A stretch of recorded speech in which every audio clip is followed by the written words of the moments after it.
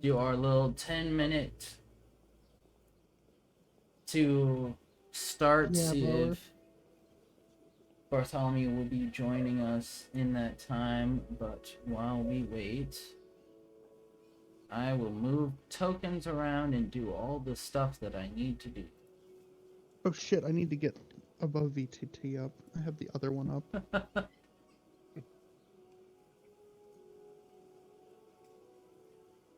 Yeah, I gotta set these smaller.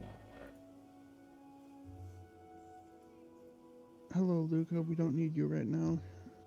Other bard time. That was the best mouse work I've ever seen, by the way. Mouse work?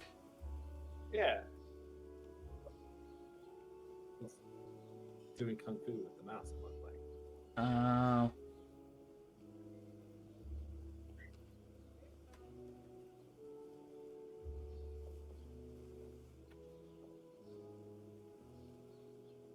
Mm.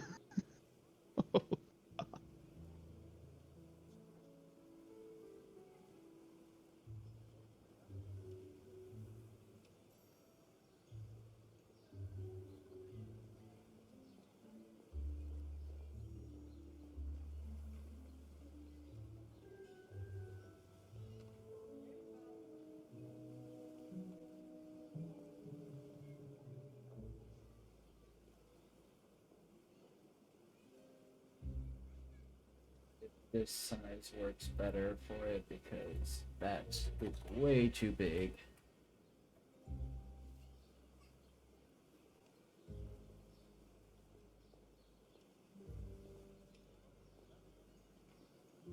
If it does work, then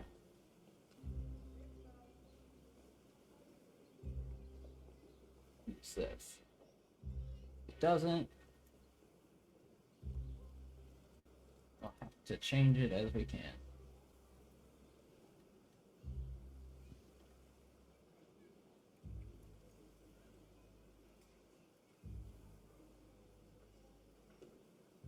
Here. Here. Right. Yeah. And here for now. There we go.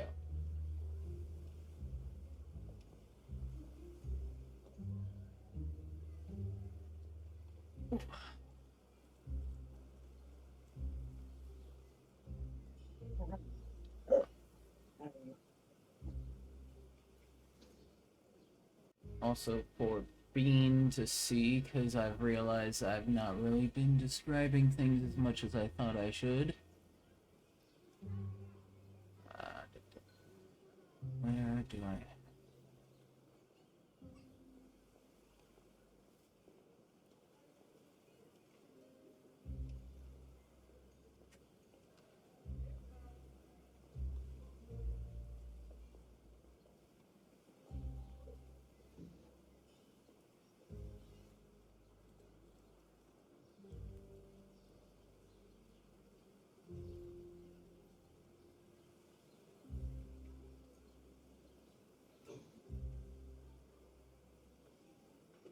Ah, here it is.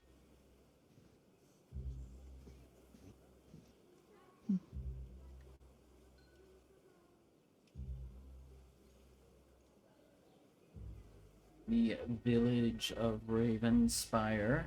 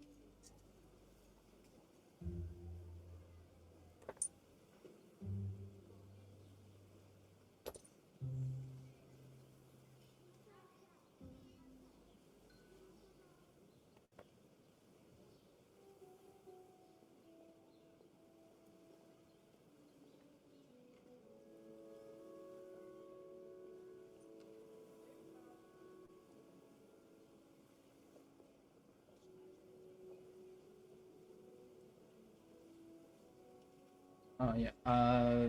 Beginning of the stream, just wanted to say thank you to Pocket Bard for the awesome ambiance and everything.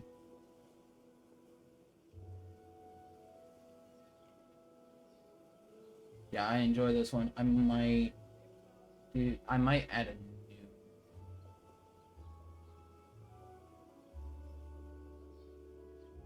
because we got some new ones and I kind of want to add it to. Yeah, you know what? Fuck it.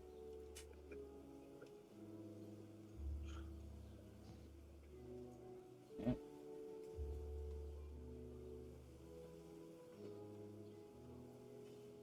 Okay, but I want this as.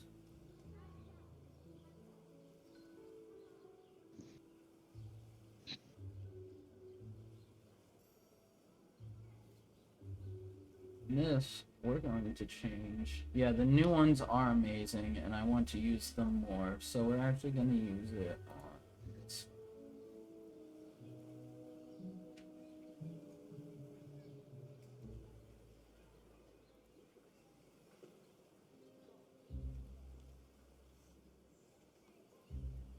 There we go.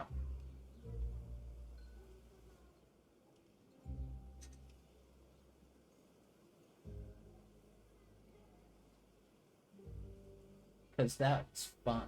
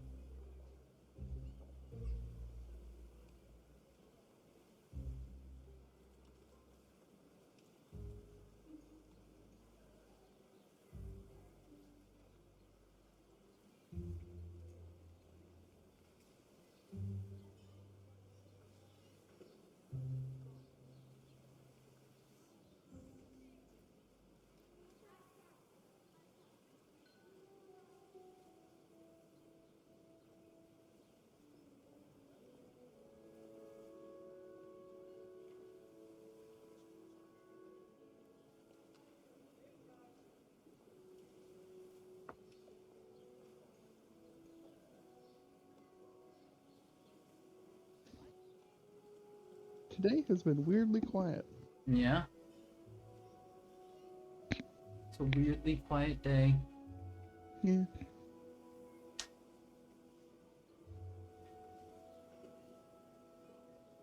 Just such a peaceful town. It is.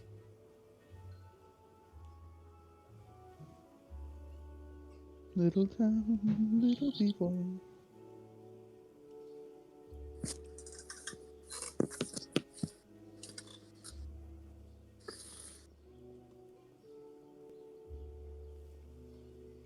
Look at all the people. No, I can't. Are we still on the countdown screen? We are still on the countdown screen, but we have 10 seconds left for the countdown. Well, then let me be quick with my song recommendations. Lit, Luna, and No Diggity from One Us. Oh, wow. Oops, all Korean. Listen, those songs have been in my head for like a week now. Though what's funny is my new profile picture has absolutely nothing to do with One Us. It's a totally different band entirely. Fair enough. These are understandable. And our timer has run out, so now we are going to get into the game. And what a game it shall be, as everybody immediately splits off into their various sections of the village that they wish to go to. Because you guys have just finished fighting this aboleth, gathering up the pearls given to you by the priestesses of this sea goddess temple. Found, hunted, and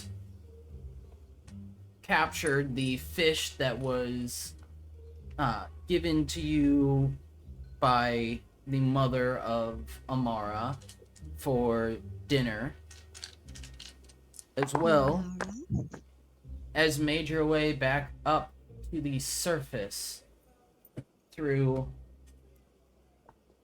the effects of spells, swimming, all the things in between. You guys have made your way back to the village. And though some of you are a little worse for wear, you're alive, you're kicking, you don't have something screeching into your brain and trying to take over, at least currently.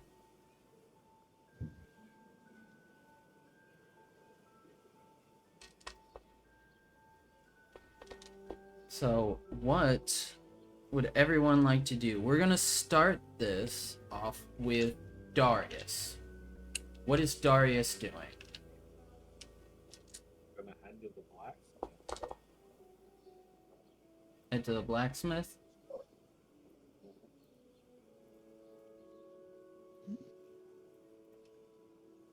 Alright. Heading back to the Tide Hammer, you are able to make your way there, and as you do, you see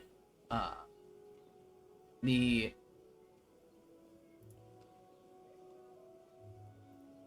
trying to remember the lore.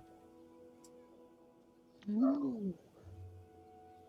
It has been some time. I was gonna say, if it just fully got rid of everything, I was gonna lose my mind. Ah.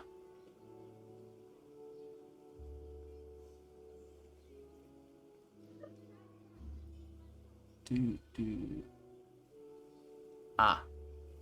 Brom and Dane are currently sitting outside of the Tide's Hammer, resting. They appear to be fairly sweaty, as if they had just been working hard at the forge for the past few that you have been gone, and are now taking a break. As you step up to them, they raise their hand to you before going back to trying to catch their breath.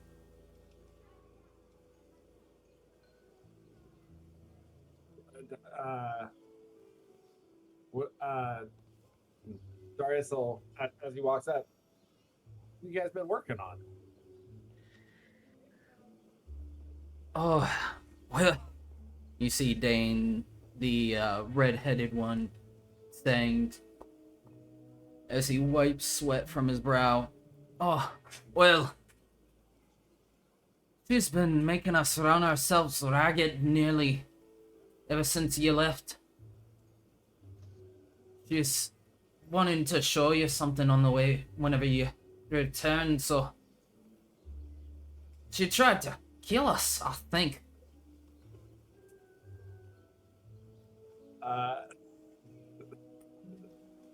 Darius will kind of walk up to him a little bit and just put him on the shoulder. Sure, she didn't try to kill you directly.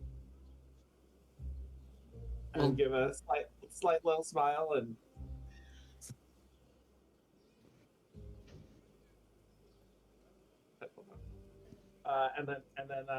walk in. They're just sitting there completely worn out. They are trying to cool down and rest, so they don't even look to you after you make your way past. But as you step into the forge, you do hear the sound of hammer on iron, and making your way back, you can see Idle. I can't remember how to say the name. Oh, Elda. Elda? Elda. We'll go with that. Elda. As she brings her hammer down onto iron on the anvil, you can see it's currently a orange hot metal. From the looks of it, it appears to be the iron that was reshaped and reforged from the rapier that was given. And the rapier that turned into a longsword, she appears to be hammering in something into it. Having gotten it back up to temperature and then hammering something along the interior fuller of the blade. Doesn't appear to notice you whenever you first enter. Is it like delicate work that she's doing, or is she like hammering away? It's not delicate, but also not like a full hammer down. It's kind of a like half measure. Okay. Darius will just walk right in and just kind of look over his shoulder. What are you doing? You see. Go ahead, give me a stealth check, actually. She doesn't notice you as you step in, but getting closer to her does bring a stealth check.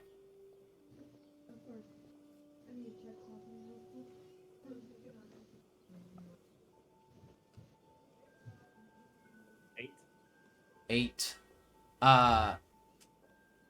As you step up, trying to be quiet to surprise her, play a little joke. You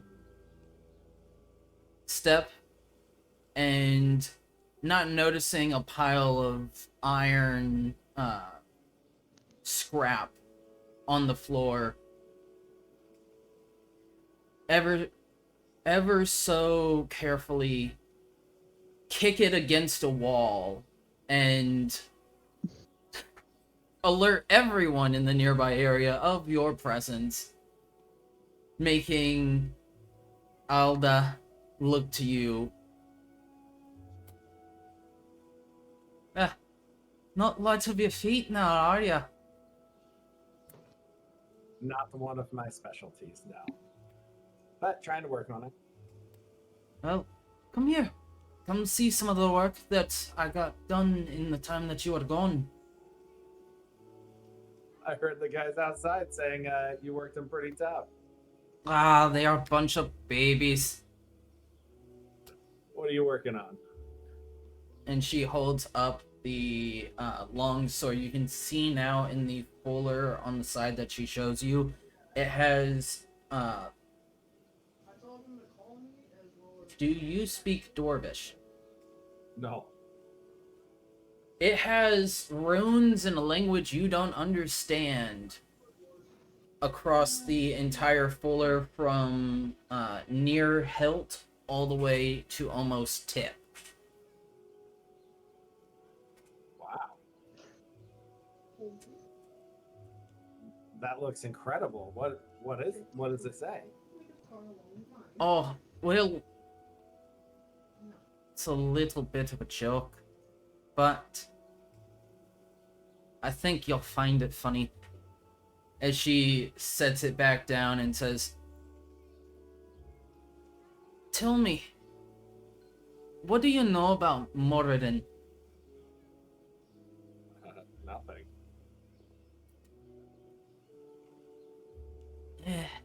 Being a smith and all, you think that you'd know some more about the god of smiths, alright? Well, Morden is somewhat known as the god of crafting and smithing, but also the god of us dwarves. And he's typically known as the Allhammer. So, seeing as you like to craft and all with us, I decided to put on here a little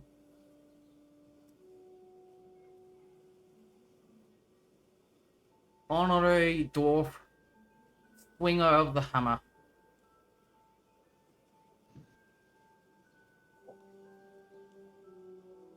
That's really sweet.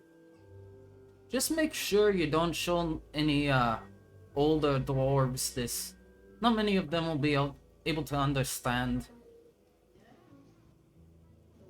Understood.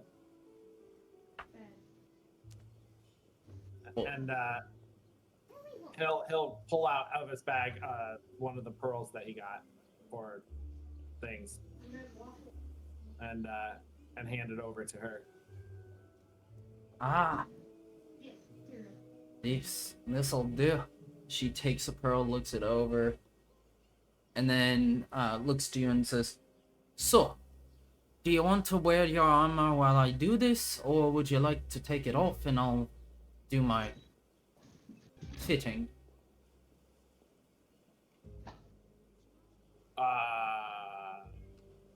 Yeah, it's on here, so he'll take off his armor.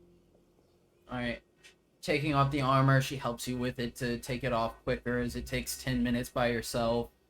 So after a few minutes taking the armor off, she takes your breastplate, sets it down on the anvil, and takes out what looks to be a sort of chisel, but instead of having the sharp edge, it has a circular divot that can pound in and make a slot or space for the pearl to sit into the armor. And you see her going across, checking exactly where she wants to put it before finding the spot, taking the hammer and making this dent in the armor, taking the pearl, setting it in, and as she does, she goes over and grabs a... You know what? Give me a perception check. I'll be back within a few hours. Be safe. Well, 12, and your passive perception is 19. 12 and 19. Alright. Then looking at... Wait, hold on. I think I have my light on. I think that might give me advantage for perception checks. That is for traps and enemies. Got it. Okay, cool. So for that, the light would be more for, like, if you're going through a dungeon and you want to spot if there's any traps or enemies in front of you, then you have the advantage. Otherwise, it's just light. Okay. But with your passive perception being a 19, you see her as she goes over to a nearby table and pulls out what looks to be a long owl feather quill. Tawny brown with a cap of white at the top. And she pulls a very small inkwell out with it before returning back over, dipping, and then beginning to scrawl around the pearl. And as you watch her do this, you see a tiny flare of light beginning to go through what she is writing, the scrawl of ink flashing slightly as it goes around, and you notice the metal begins to curl up around the pearl itself. But with a 19 also, you see she's beginning to sweat a lot more than what she was. Seems there's a bit more exertion involved in this process of whatever she's doing, but as she continues going, you see this black pearl begin to shine, and then the entirety of your breastplate begins to darken and turns the same color black as the pearl itself. And at the While she's doing it, I'll like, just put my hand around her and just give her some lay on hands to help. Okay. How many lay on hands do you put into her? 10? Yeah. Okay. The exhaustion seems to fade away quickly as the lay on hands is cast, and she looks to you with a small smile before finishing up the last line. And as she does, the entire breastplate flashes and then returns to the same black color as the pearl. Alright, so this should help you in whatever you're going to be doing later after you leave. I think it took effect, but we'll have to see. Go ahead and put it on and see how it fits. He'll put it on, and while he does, that was incredible. Well, thank you. It's something that I learned from one of my teachers back in Neverwinter, but didn't really get along all that well.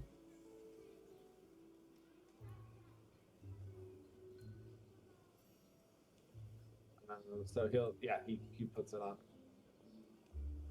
Alright, as you put it on, you feel that there is a difference in this armor.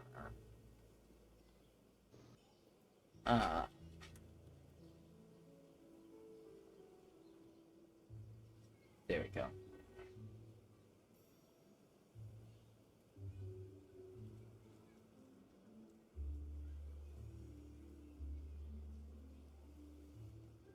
I'm going to add something to your inventory.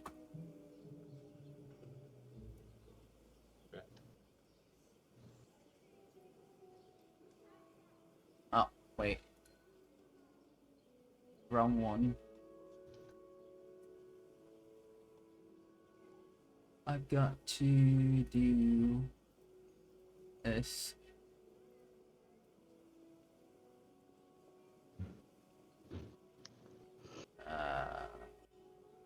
Man, they don't have it in there, but okay.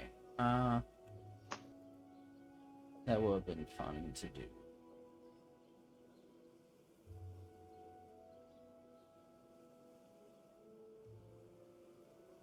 We will do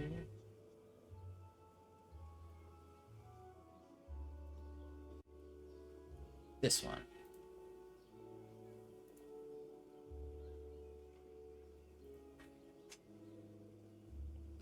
So you now have that added to your inventory. Okay. Nice.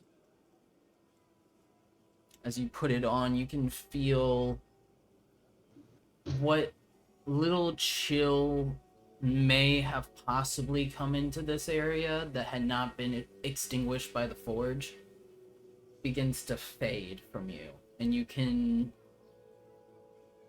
stand in this area comfortably. Have a feeling that there may be a greater effect if you were in some place with a lower temperature. Ooh, this feels good.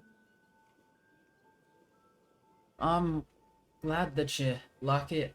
It's a little bit tricky to do sometimes, but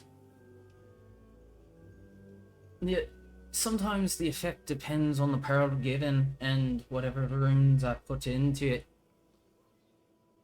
But should work for you now. Feels like you put just the right roots in it.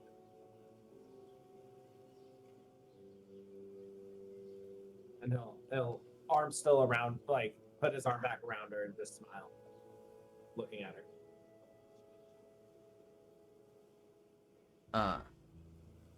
And I think with that we're going to move to Amara. Amara, what are you doing at this moment? Um, I would assume that everyone said when we were leaving the boat who were going where, and she would have given the route of Ishishta, right? To whomever goes back to the apothecary. So she will just make her way to oh, I didn't even name the place. Hmm. Well, to Gorham's house to just let him know of what happened, because need to be in the loop. Alright. Making your way to Gorham, you can see that the people of Ravenspire are currently walking about, taking care of businesses that they may need to take care of. There's a couple kids that are currently playing that rush by, giving you a small smile as they do. One, a smaller tiefling boy that you haven't met just yet, looks to you and gives you a small wink before rushing off.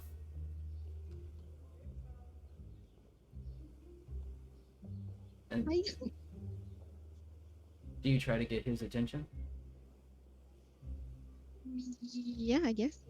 Okay. As you wave and say hi to the small boy, he looks back at you, and as he does, his eyes flare purple, and a very familiar smirk comes across his face before he turns and rushes off with the other children. Mm, I think she's going to go with the children Okay? and try to catch the child. Okay. Uh, Abandoning your mission to go see Gorham, you instead begin to follow after these children. You can hear one of them shouting a smaller pink tiefling girl, calling out, last one to the beach is a clamshell, as they begin to rush off, racing towards the beach. You see the smaller tiefling boy that had given you the look of someone familiar to you glance back to you and break off from the rest of the kids, making his way towards one of the alleys in between buildings. She will follow, saying as she does. Turning the corner around one of these into one of these alleys and stepping through, following after the small boy, you step through and see instead the familiar face of your patron as he stands there and looks to you and says, "You know, Amara, it has been quite some time since we had a proper conversation now, don't you think?" Wait, so we're in between the like houses, I suppose. Yes. So I would assume that if someone passed by, because it's not, there's not much hiding place. So she will just say that that is true, but she would like start working maybe further up toward the woods. Maybe we should go and take a walk. You know, there are other things that we could do if we need to be unseen, Amara. Yeah, well, But I'm not comfortable with you in here.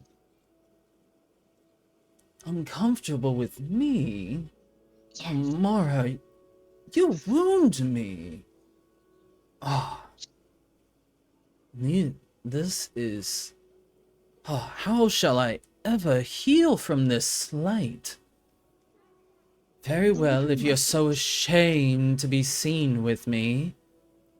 And he waves a hand across himself and turns back into the tiefling boy, stepping up to you and grabbing your hand. I guess that works too. As he says, now in the voice of this small tiefling, "Well, let us get to the forest then to have our conversation. Hopefully no one thinks of you strange for leading a child to the woods, but that is for you to deal with." Everyone already know that I'm really strange, so that's okay. And you leading the way, what are you saying? As he does lead you there.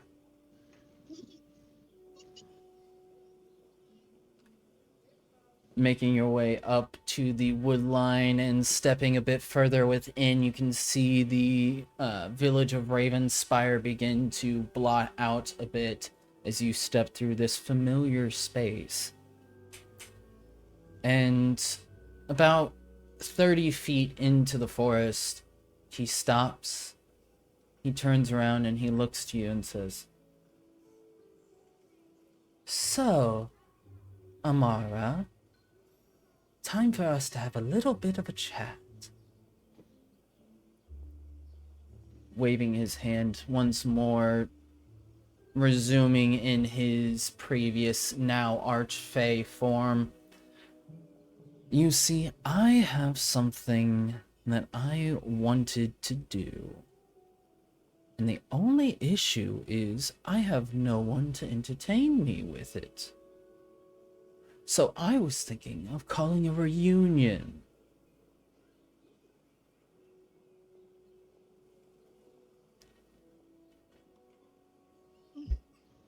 A very special reunion. It gets so lonely when you're by yourself in the Feywild, and I wanted to do something for you and me. I'm sure you could find some benefit from it as well. So, I was thinking,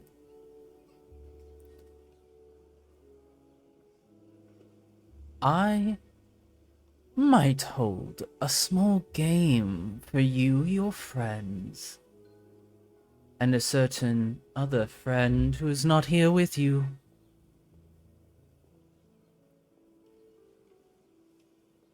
Play the game, and you may be rewarded, but only if you win. Lose the game, there may be consequences. But it is up to you on if you wish to play or not. Though, I will tell you that the rewards can be great.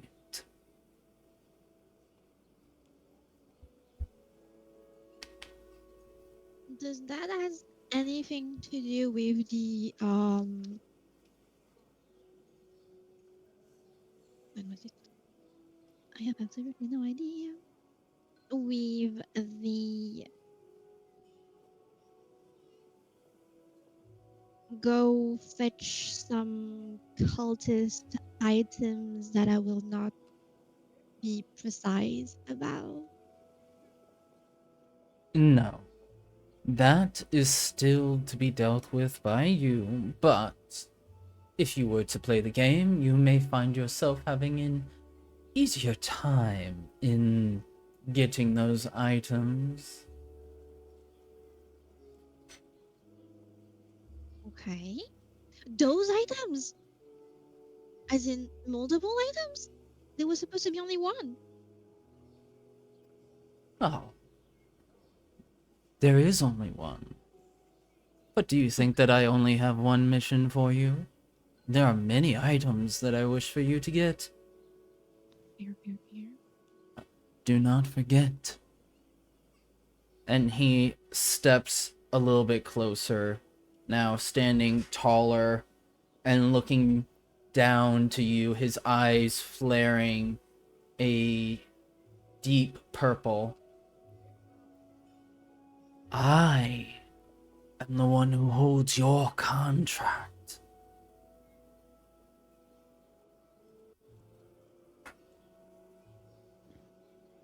Yes. How could I ever forget? Okay, fine.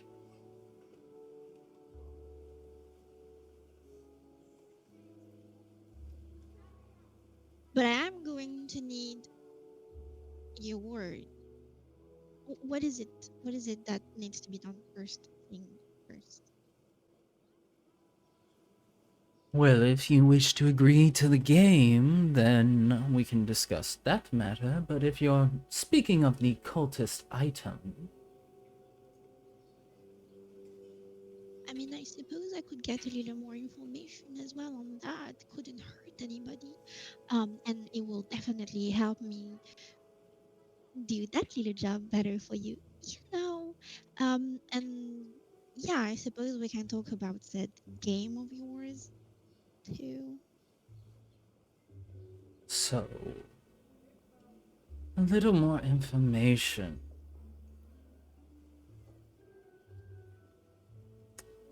I'm gonna roll for it. Oh, are Geladon, you gonna? I'm going to roll for it. As you see in his hand, a pair of strange shaped dice. Not six-sided dice, but this seems to have 10 sides on 2. And carved into the sides of them are from 10 all the way to 90 on one and 0 to 9 on the other.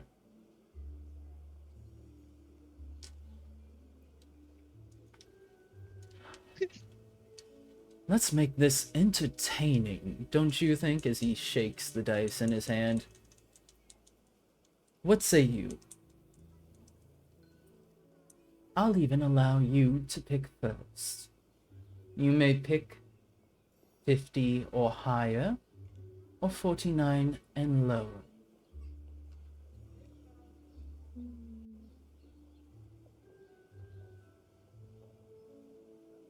50 and higher. Let us see. As he then rolls the dice. That was super cocked. They bump up against a root of one of the nearby trees, and you hear Geladon go, "Ah, shit," before he waves a hand, the root falling down, and he grabs up the dice. Can't really play the game on unlevel surface, so Would I you like will. me to give you some guidance? Could assist you if you would like. I will allow you to choose. Shall you stay at 50 and higher, or would you like to do 49 and lower?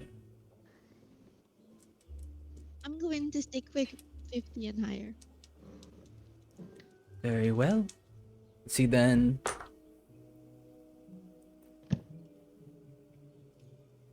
You watch the dice bounce across the ground, and as they do, they come to a stop. From this distance, you can't see them, but soon enough, you see numbers begin to rise up from it, and you see a 50 and a 1. Ah, looks like you've won this game. Information. Well, I guess you could always search for information from that dragonborn friend of yours.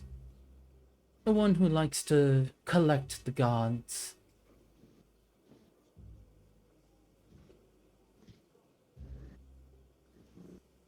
I am sure you'll need his help in the collection of these items. Especially since he's so involved. What?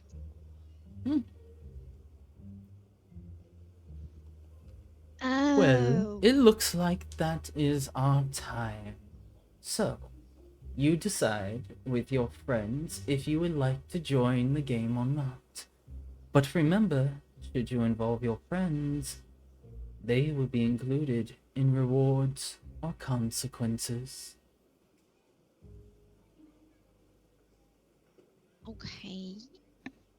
Okay. But see, I'm going to need a little more than, hey, would you like to play a game with my patron?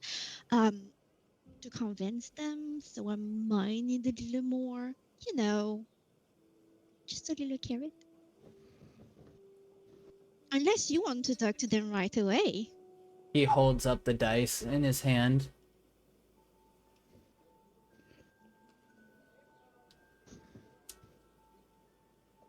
Mhm. Do you feel lucky? Not really, but go on, roll it. 49 and lower this time. 49 and lower. Well, let's see. And you watch the dice roll come to a stop. 10, 6. And you hear Geladon go, ah, shit.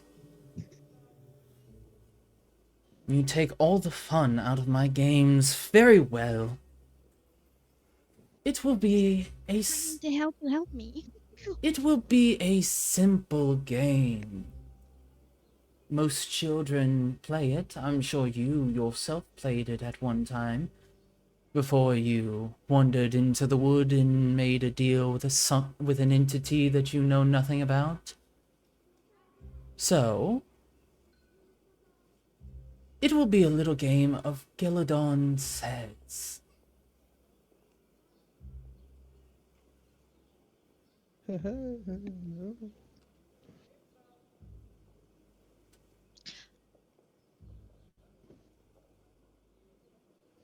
You know, there are many people I'm traveling with. Just at the top of my head, I'm thinking of somebody in particular that might need a little more. What's the word again? Convincing.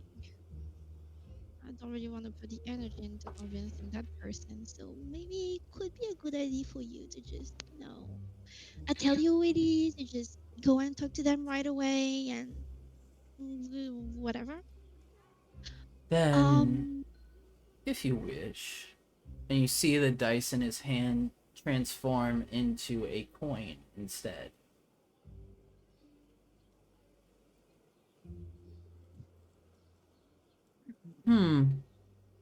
And you see on one side of the coin is the face of Geladon, and the other side is the face of you, Amara,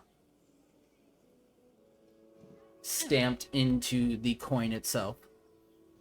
So, call it heads, and he shows Geladon's face, or tails, showing you. Head.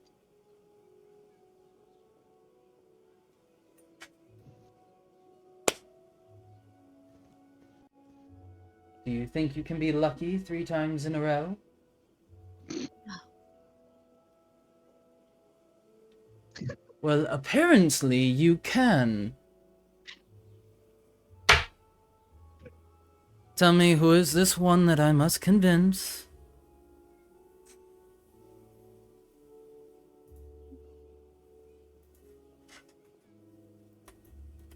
So his name is Milo.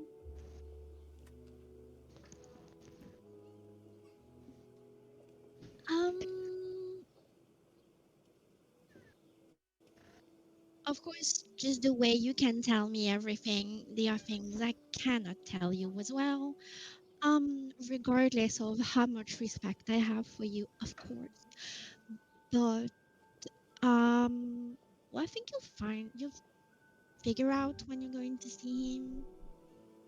Quite of, um, I would say resemblance in a way, but yes. Um, Also, if you could wait that we are out of the village to have that little talk, I would very much appreciate it. Oh, are you so Demanding, yes, yes, I am.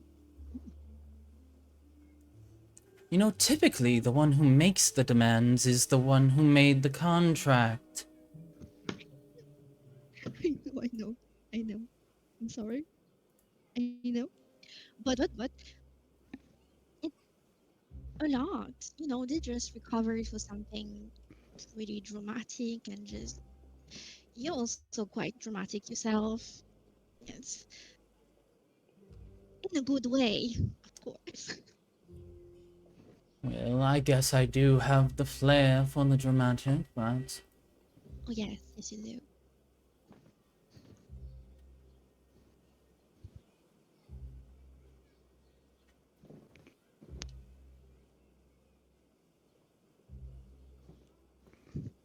Um, right. Um,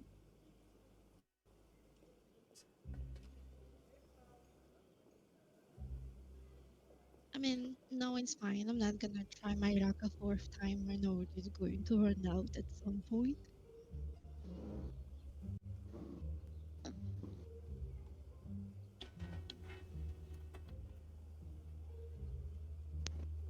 So I will talk to the others. You'll talk to Milo. Um, this is all great. Thanks for the information that for the cultist thingy. Um, I, I don't think you need anything else from me, do you? It's starting to get late. Also, what time is it? It is close to...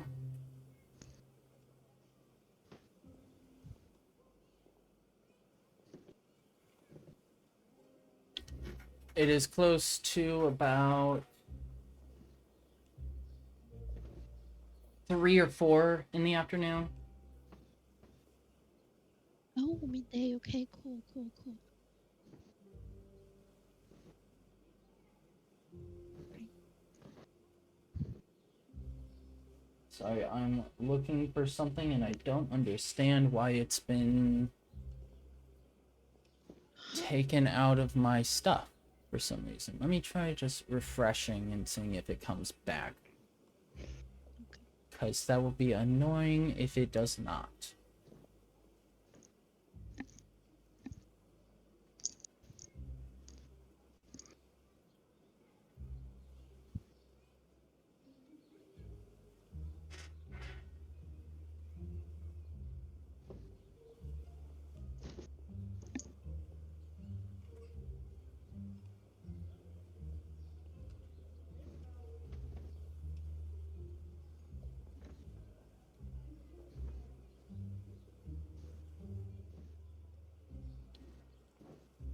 is it removing?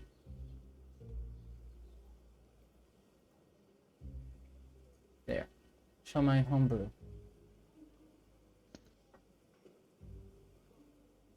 That upsets me. Oh, there it is.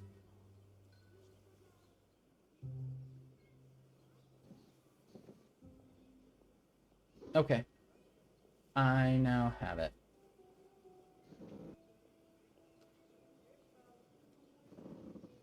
So.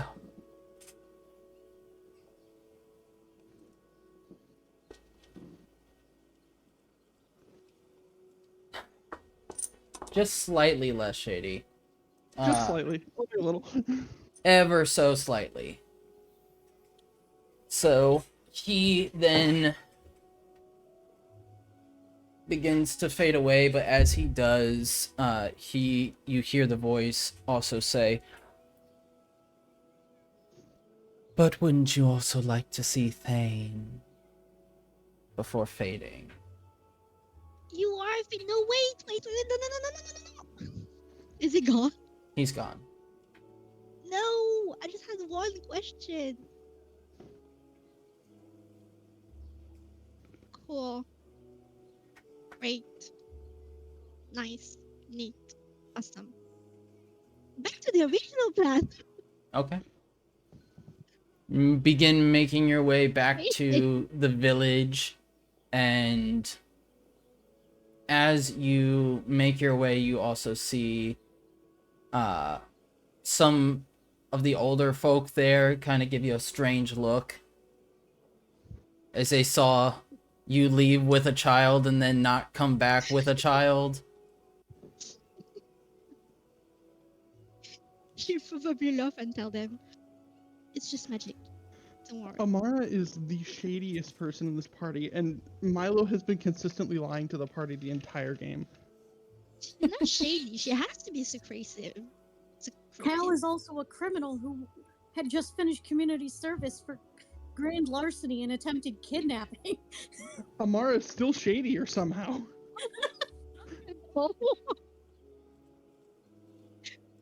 Well, okay.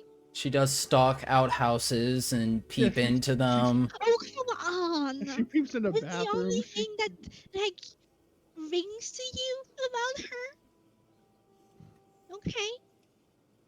Okay. I mean, she's Okay, then. consorting with Faye. That's pretty much like the worst thing you can do, right?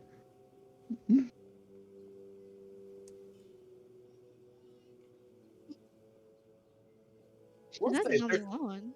There's been a few times she's outsmarted him, though. The joke is that There is Milo one is also time a Faye. I'm that I being really wanted not. I mean, to that. What was it for the item for the eye thingy? The only time I actually really wanted to be like, no. And I felt my role. It's okay. It's okay. It's fine. It's good. It's great. And as you're having that internal monologue, hearing being the frustrated? voices of Milo and Darius and Cal in your brain, you make your way to Gorham's house and you see he's currently inside, appears to be reading a book inside the main sitting area of the house.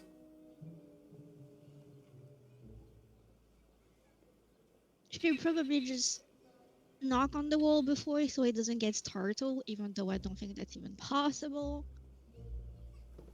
Doesn't even look up from the book as he says, "So, how'd it go?" Well, could have been worse. It's still to leave, and the mayor people said that they will get things clean and proper for them, and everything should get back to normal here too. Well, that's really good news. Thank you, Mara, helping us out. Oh well. Just keeping home.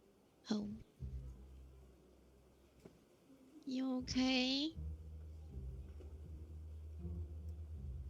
I'll be fine. My offer still stands.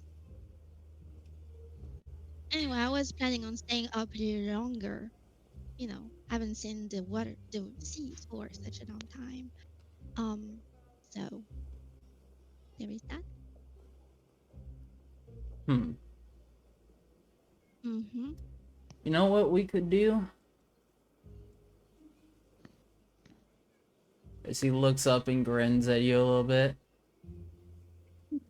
Just so happens that we happen to have a team waiting for a little game. How do you think you and your companions feel about playing They a would little? love it. I can't remember what you guys named the baseball one. It's Stormball. Um, It's called we should Stormball. know which document is it. Just saying, it's Stormball. I think it is, isn't it? Because I remember being hesitant between two of them. There's a volleyball one, and then there was a baseball one. Festival Yeah. community. 2 teams, score points. I wrote the whole Is it- paragraph of your description. You hit a ball, run the bases, set up in a diamond shape. Yeah. 2 teams of 9 players. Oh, but difference between baseball, you have to tag the player. I guess. My notes. Ooh, I know I put it in the document, but I can't find it anymore. Oh, short strike. Shore Strike. Shore Strike, I think, is the volleyball one, and Storm. Store strike is the baseball one, and I think I put the other one for Harvest Festival.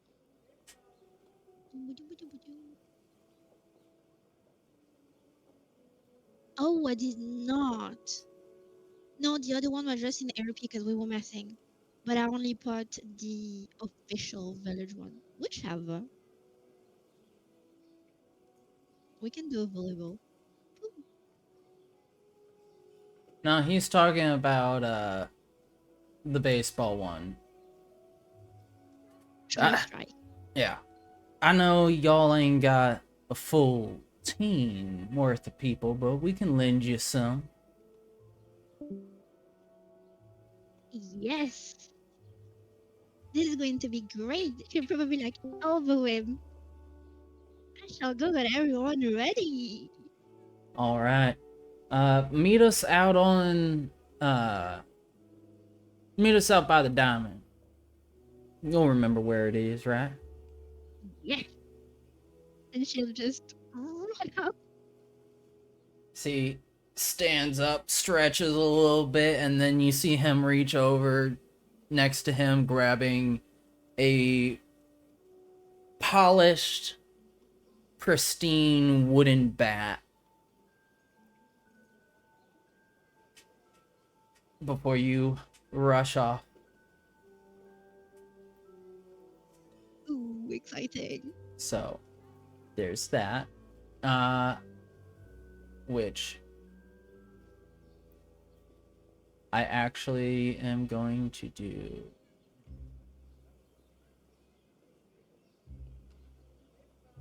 Damn. That's a lot smaller than I thought it would be. Oh, the... Oh. You know what? I'm gonna get the actual baseball diamond. While I get the baseball diamond, y'all,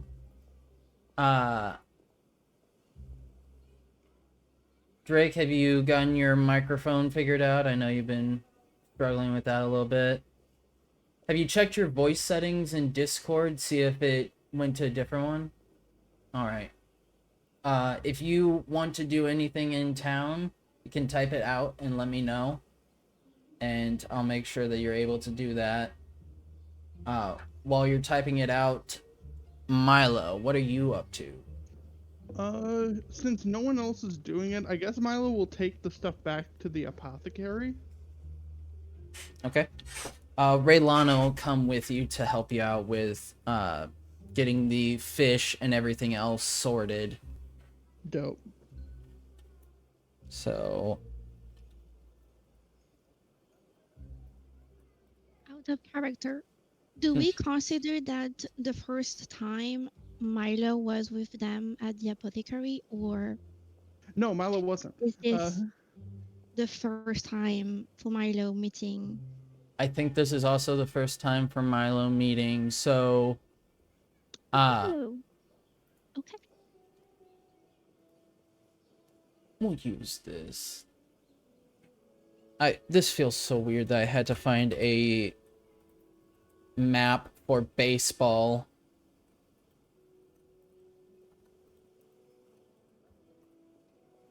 Did you say amazing? It sounded like you said weird, but you meant amazing. Oh no, I said weird. I think it's one of those things where he said weird, but he meant amazing. There you go. Let's see. So, coming up, you see this building, outside apothecary area. There's flowers, dried hanging, herbs, and in the interior, you notice that there are 3 tieflings walking about, in this warmly lit apothecary space. There we go, uploaded, and now I can go here and do this. But you see 3 tieflings, one of them looking eerily similar to Amara herself, but if Amara were a dude, and a few inches taller. You also see a tiefling man currently at the potion making bench where he is seemingly heating up reagents and ingredients to be able to properly make a potion of sorts. Okay. And a tiefling woman, similar in appearance to Amara, but also with some age showing on her face and a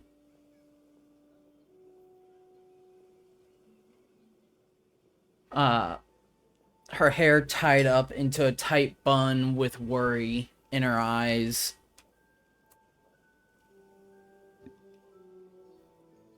I would look to Raylana and ask her who we're supposed to be giving all this to. Raylana will look inside as well, and I'm not able to imitate Mahela's voice, so it's going to be, oh, well, we have to take her to, we have to take this stuff to the, to that man over there. The, over to the absent-minded one. Okay. I will take the Montana Man version of Raylana over to the guy. Excuse me, I have a delivery for you. He looks up. As he does, he looks to you, looks to Raylana, recognizes Raylana, doesn't recognize you. Oh, well, I thought that Amara would be delivering this to us, but I guess she is busy with something else. She normally is. Why would she ever see her parents when she is in town? But okay. And I saw her walk off into the woods with a strange child. I don't know. you know what? Too many questions, not nearly enough alcohol to solve any of those questions, so I just won't ask them. So, I respect that. You understand. I assume you are friends with Amara? Yes. Okay, thank you. So put them over here, and he begins to make a space for you to set down the seaweed and the fish. Okay. We start setting the shit down carefully. And then I believe it was a gold amount decided before you guys left. I am trying to remember off the top of my 20. head. Huh? 20. 20 gold? Yep. Okay. Only 20? Okay. Do 20 per party member. So of the party members that he's seen, that's he's met Darius. He knows Amara because that's his daughter. He's met Raylana. He now knows Milo. He met Bartholomew. I don't think he's met Cal. So he hands over 100 gold pieces. He met Drake though, right? I don't think he met Drake because I don't think Drake followed with. Milo pockets the money. So tell what time are we going to have dinner? He says as he looks over to his wife, and she sighs softly before she says, I think that I could get dinner started up soon. I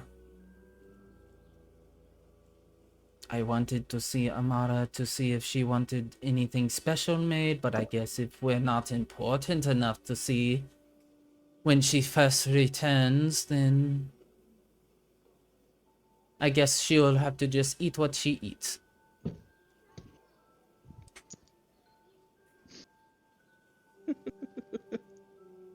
Milo would just kind of laugh to himself before nodding. I'll let her know that you guys are doing dinner. Can definitely see where some of Amara's sassiness comes from. Fair enough. Thank you very much. And if you need of anything else, just let us know. We will try to help with what we can. And then you hear you see the one that looks like Amara, but as a dude, begins to walk over and talk to Raylana, and with your passive perception, you can hear bits and pieces of their talk, but it sounds like he's trying to gently ask if they could have a moment alone to talk. And With my passive insight of 20, can I tell that this guy has got it down bad for this girl? with your passive insight of 20, absolutely. He is like stumbling over a few of his words. You can see a little bit of sweat coming down his cheek. You also notice Raylana has not caught any of it. Raylana is completely oblivious to it. Just she nods a little bit, says, you can hear a faint like, oh sure, and then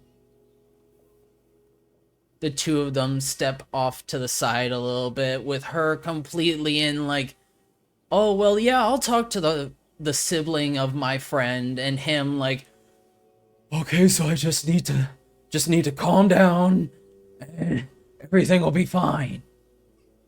Gotcha. Okay, then Milo will stall so Guy can try to shoot his shot. Milo's gonna start looking around the shop. Other than like basic health potions and shit, are there any potions of interest in the shop? There are a few. I was just gonna say, because I assume this is a potion shop. You can assume this is a potion shop as there are many potions available. Many of them are your basic everyday healing potion. Some of them are more like folksy ointments and treatments for like you see gout cream and potions to help with arthritis. There are Problems we'll never have. there are 3 potions that stick out to you. But go ahead and roll me an Arcana check.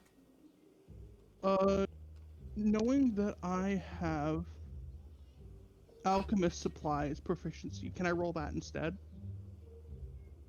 I will allow it. Okay. Then I'm just gonna roll a perception check because it's equal to what I would have. Just pretend this is an alchemist supplies check. Yep, That is an unnatural 20. unnatural 20. Looking at the 3 different potions, the first one that you spot is this purplish, very liquidy potion. Picking it up and turning it around a little bit, you can see that it's almost as free as water. Like water would slosh around. There's no viscosity within this. But there is a faint glimmer of what could almost be considered glitter in this. But the shimmer itself leads you to believe that this is a potion similar to the one that you saw took effect on Bartholomew. Which one? A potion of diminution. Diminution. The one that shrank Bartholomew. Oh, okay. Fairly rare potion. Strange to see in this apothecary, but perhaps they got some of the reagents to be able to make it. The second one you see is a very viscous liquid. It sticks to the side, and you can feel from the density of it that it doesn't want to move around much, but also almost seems to be a foam that is ever expanding and contracting.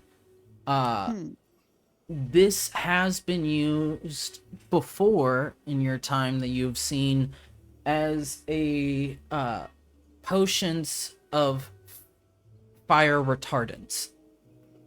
Basically, this is a fire extinguisher in a bottle. Huh. Okay. You would know from past seeing it that if you take this and throw it on a fire, as soon as the glass shatters, the foam expands and snuffs out any fire within a 10-foot radius. Okay. And the last one is a vial that as you lift it and look inside it, it's a yellowish liquid. And is that a toenail that floats inside of it? Ugh. It is. It's a very large toenail, too. Oh. A potion of hill giant strength. Now, in your hand. I'm gonna grab the hill giant strength potion and the fire retardant potion and bring it up to the counter. Okay. I'd like to know how much you want for these. These could really help on our journeys. You see the woman look to you and then look to the bottles before pulling out a larger tome and looking through it, flipping through a couple pages. So let's see. And let me, the dungeon master, remind myself how expensive things are.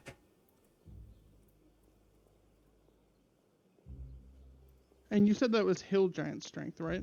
Correct. Okay, got it. And then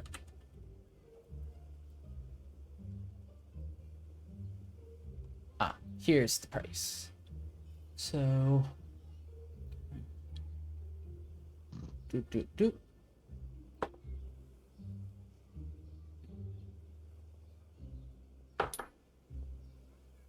So for the, she points to the flame retardant one, this will be about 50 gold pieces. And the hill giant strength, she says, this one will be about 25 gold pieces. Or not 25, 250 gold pieces. Oh. So 300 in total. Yes.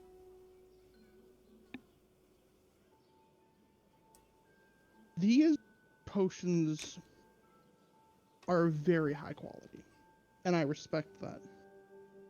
I was wondering, though, if we could talk a little bit down on the price. These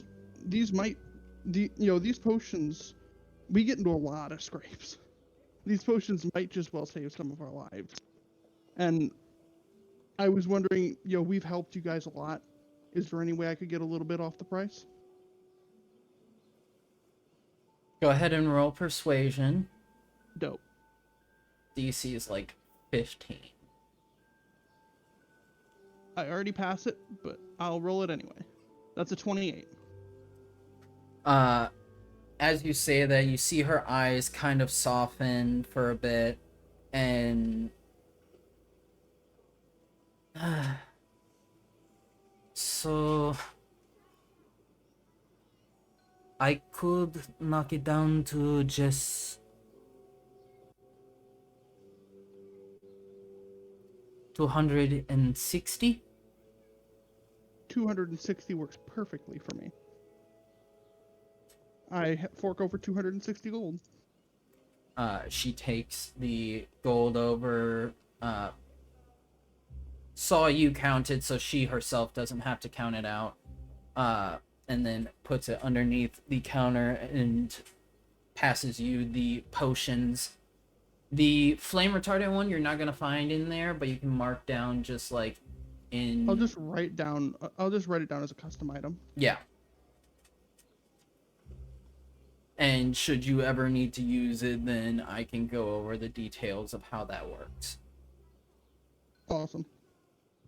But you now have a potion of hill giant strength and a flame retardant fire extinguisher emergency potion.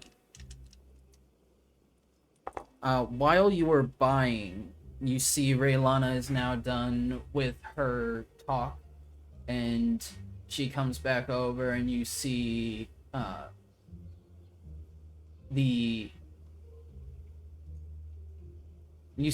one that was crushing hard on her, just like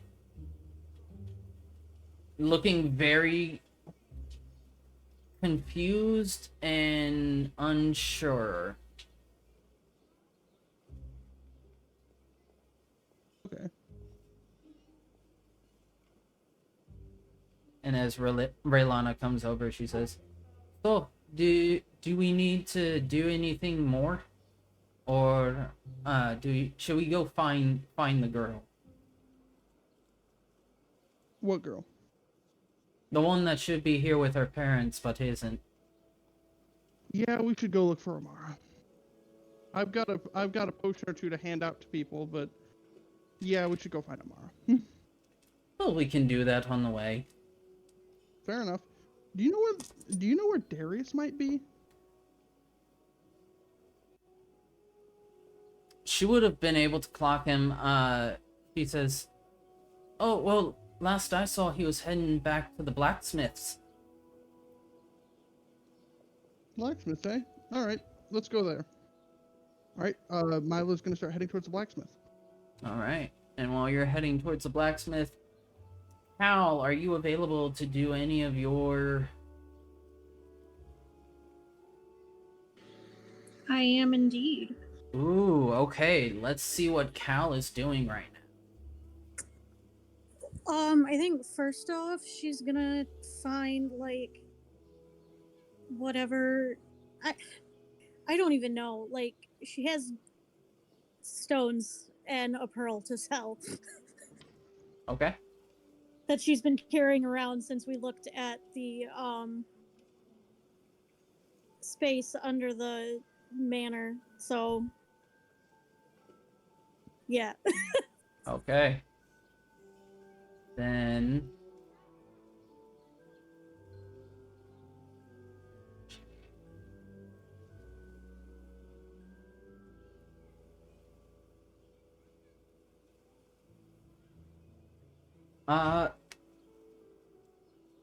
so you're looking for somewhere to sell the stones.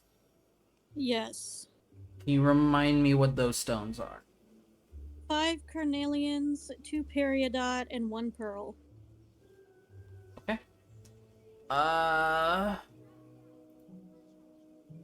There is the general store, which is known as the Raven's Anchor Goods. Okay. There is also the apothecary. May have use for stones, may not. Hmm. As well as a woodworking shop known as Chesswood Carpentry. I think we'll try the general goods store. Okay. Heading over to the general goods store, you see a building that looks similar or exactly like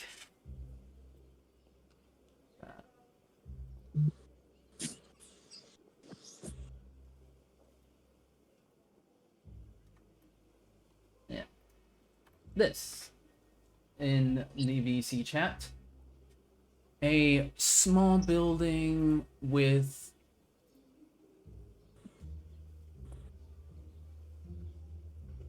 did I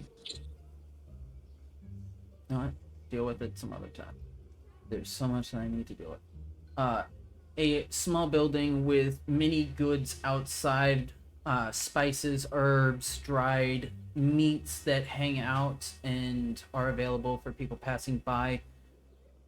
And the interior itself is a dimly lit but warm and welcoming scene. Building. The interior is packed to the brim with various items and materials. And as you step in, you notice that there appears to be a drow standing in here. A man.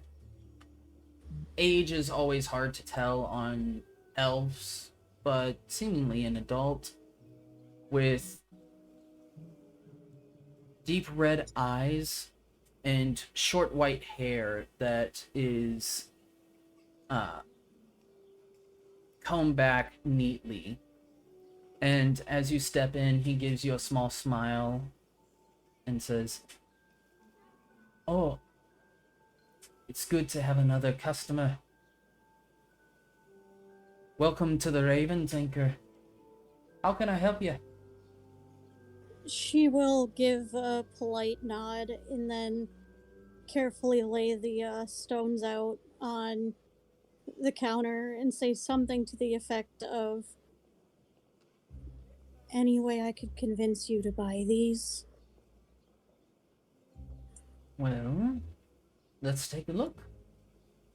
It begins to look over the various rocks and pieces given the stones.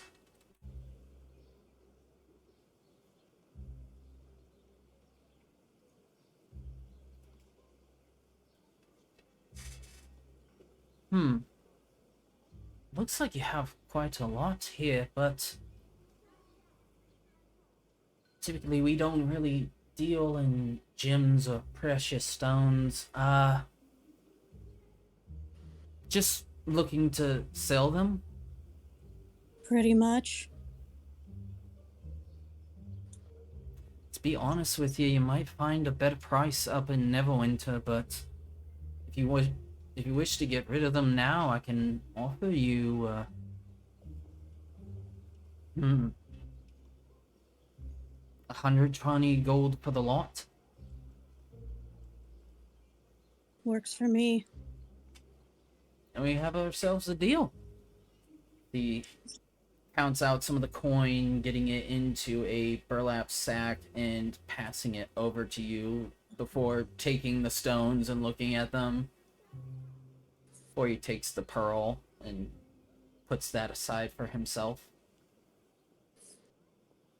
Cal will kind of chuckle at that as she adds that gold to what's already in her purse.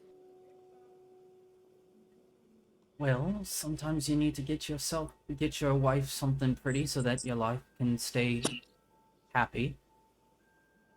Smart man. Many years of learning. Better late than never for some. So, mind me asking where you came from? It's not often that we get new folk around here that don't come in by the sea. I'm originally from Neverwinter. Got sent to Phandalin for community service. Slowly making our way back to Neverwinter now. See?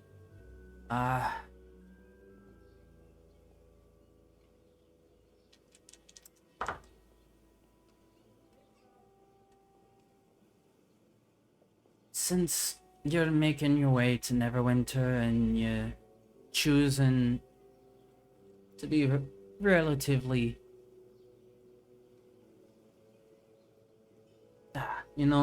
I'll just say it. If you're making your way up to Neverwinter, try to be careful. There's, something going on recently, and I'm not sure it's quite good. Oh, trust me, I'm already well aware. And she'll just kind of sigh. And, like, he can tell that her irritation in regards to things going on in Neverwinter is more general and not because she's being reminded. He can definitely tell she's not looking forward to going back. Not many of our kind are properly treated now, are they? No, not at all. It sucked enough growing up, going back as a criminal, former criminal. Well, that's not much fun either. Well, I wish you luck on your journeys, and hope that you can get that off your record. Don't seem like no criminal to me. Yes, well, they don't take too kindly when you, try to take back family that's been taken from you. Anyway, good luck in business. Thank you. If you have any other needs that you need met before you head out on the road, I know it's only like another half day, but you can always find goods here. I'll keep that in mind. Thank you. And she'll give another polite nod before she heads out. As you step out, you now see a drow woman begin to make her way in, holding a parasol against the now starting to dip lower sun, wearing gray dress exterior and a small smile on her lips. She nods to you before walking in. Once more, Cal will nod back. she's never really had poor experiences with Drow, considering they're both hated in Neverwinter. It's fine. As you step out, you now begin to hear some hustle and bustle amongst the folk outside. You see a tall half-orc man walking around to various villagers and talking to them quietly before heading over to the same general goods store that you came from. Before he steps in, he notices you, and gives a small smile as he says, I think I remember you. You're one of Amara's friends now, ain't you? Friends is one way to put it, but yes, we've been traveling together. Noticing a little bit of that undercut to it, he goes, I see, I fully understand, don't worry, I get it. But, since you're one of her traveling companions, now that, I got you here, I'm sure Amara will tell you in a little bit too, but, we plan on having a little game pretty soon. Wanted to make sure that everybody within your group would be willing to step out on the field for a little bit, see how y'all fare against us village folk. I see. Um I don't know if they want me on a team. I've never been one for games. And she's just clearly like, me? Games? The fuck? Do I really look like someone who is good at that kind of thing? Don't worry, I'm sure you'll do fantastic. I mean, you've been with Amara and dealing with her, a little game ain't gonna be too much. I guess we'll see. I promise nothing. Don't need no promises, just always be ready to try something new. Can make the days a little bit easier, can it? If it doesn't land you in jail, sure. Okay, well, not, you know, within reason and common sense, try something new. And now you see he's kind of put off a little bit by the conversation where it went. And he steps past and says, well, hope to see you out on the field. Hey, Dottie! You ready to get back into the game? As he goes, she'll make her way away from the store and turn her head towards Sashi, who is probably still on her shoulder. Yes. See, and this is why I don't talk to people. I don't know how to talk to people. You hear a reply back. Well, maybe you should try talking to people more, so that it's easier to talk to them when new people come to you. Maybe. Takes his little cat paw and taps you on top of the head.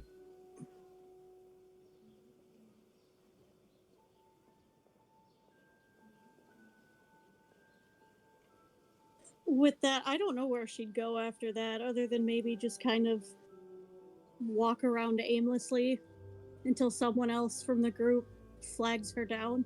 Okay. So while Cal does that, Drake.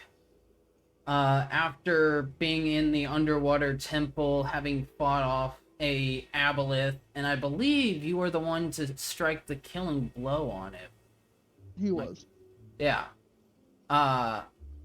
You look around, see the docks, and notice that there is a building that you could go to that shows some chests sitting outside of it, and the interior is currently lit.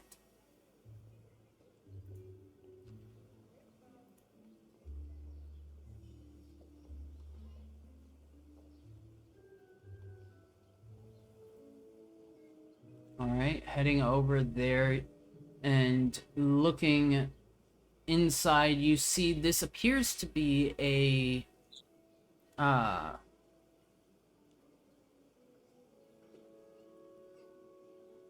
this appears to be a shipping warehouse of sorts, or at least a dockmaster's quarters. Inside you see there's a long counter that stretches the length of the building, with behind it several barrels, crates, sacks, and a tiefling man, blue skin with slicked back blue hair and horns that curl like a ram's, currently writing something in the book that he has in front of him.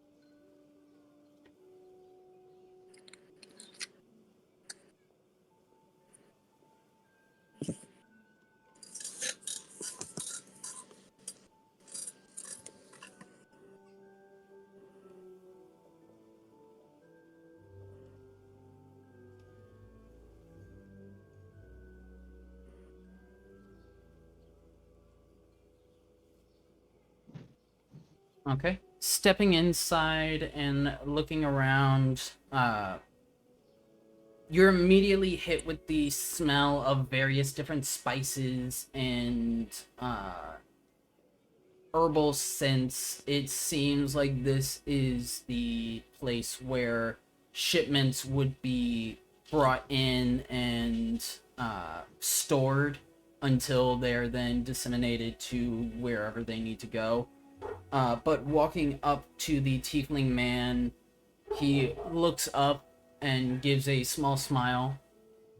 Hello there. How might I help you? Do you have a shipment you wish to bring in, or are you here to pick up a shipment?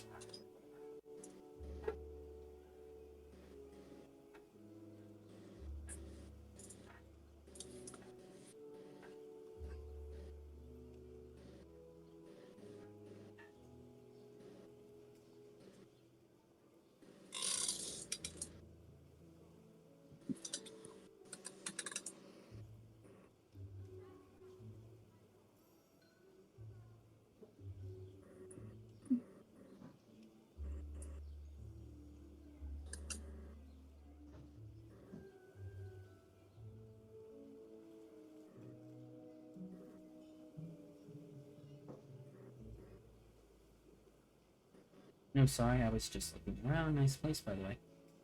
Oh, you see, he smiles a little bit.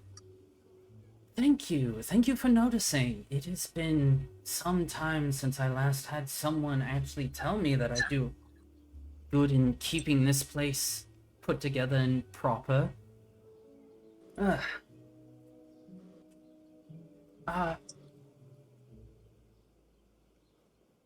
It's nice to meet you. He sticks his hand out.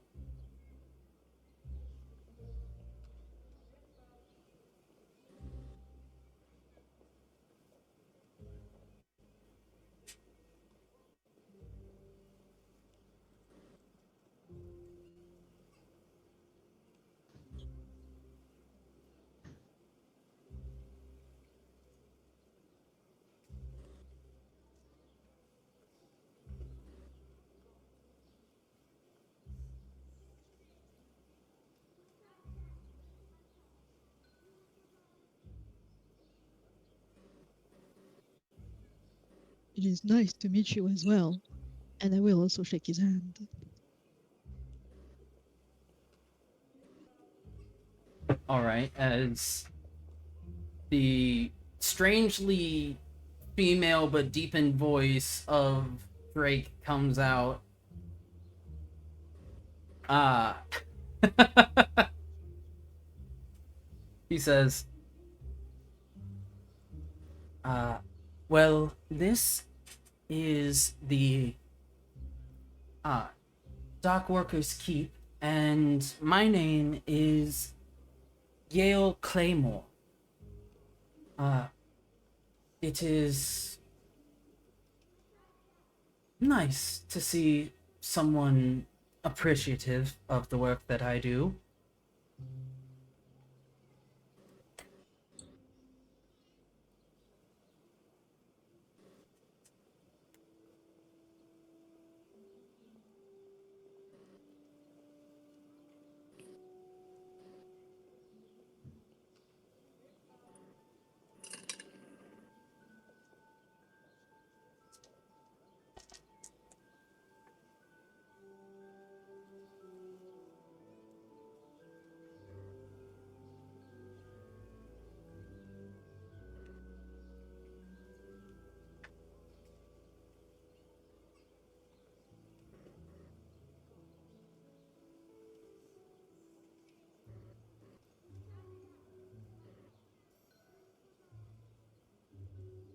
I will ask him if there is anything I can help him with. Well, that depends on what direction you plan on going. Are you planning on staying here longer, or are you planning on heading towards Baldur's Gate, Neverwinter, or Waterdeep?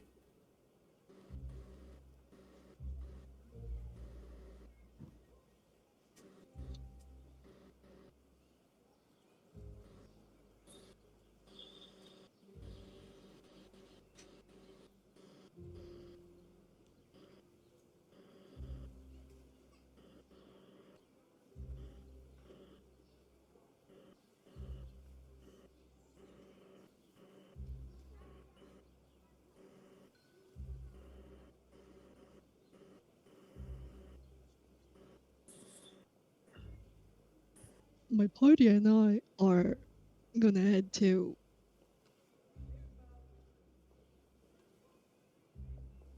That's not Baldur's true. Gate soon.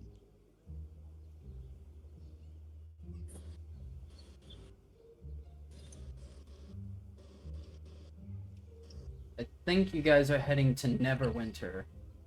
We are. We But are, things but he wrote Baldur's Gate, so I read Baldur's Gate.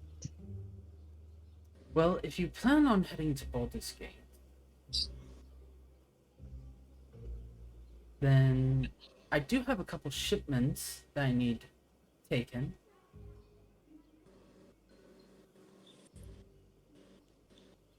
Really?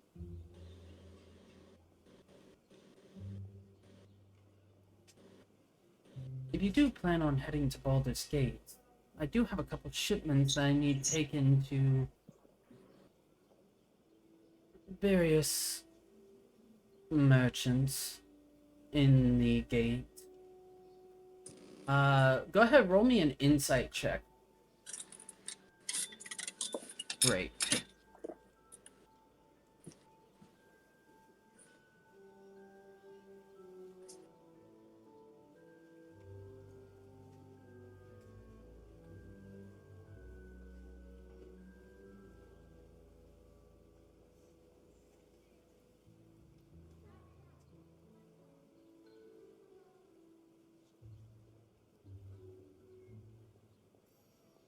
$13.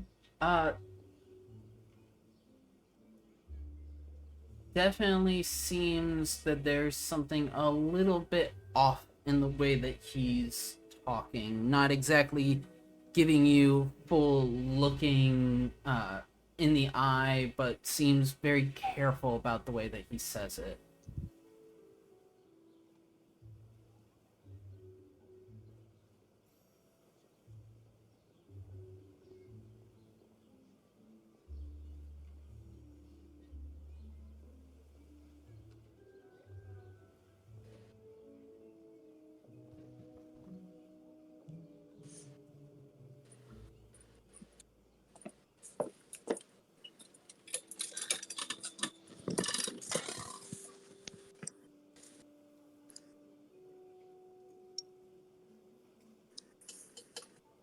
May I ask which merchant?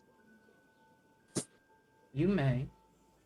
After we take a quick break, because it's been about 2 hours now, so we're gonna go ahead and get our do our bio break.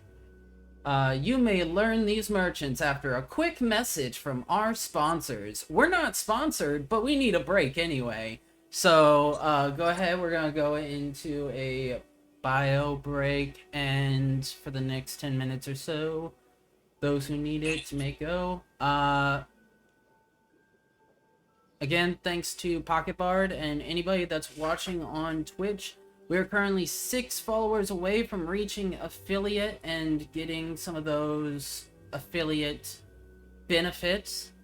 So if you could drop a follow if you haven't already, that would be much appreciated. And then if you enjoy our content and want to see more of it, I upload these after every session directly onto YouTube, so you can watch it over there too. But bio break is started with our amazing BRB screen, which I love. Oh, you changed it. Yes. Yes. If I have it, I'm gonna use it. Of course. That is slick.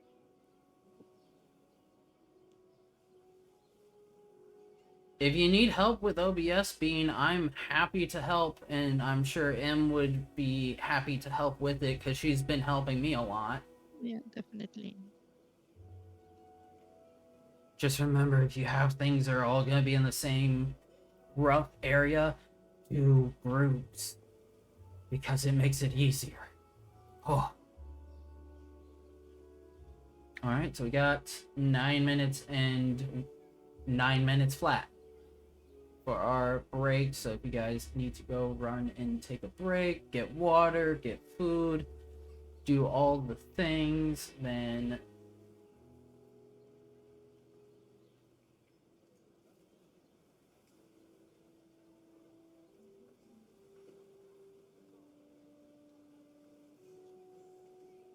yeah, I get that. But I'm also excited for this baseball scene because I actually am thinking of how to do this.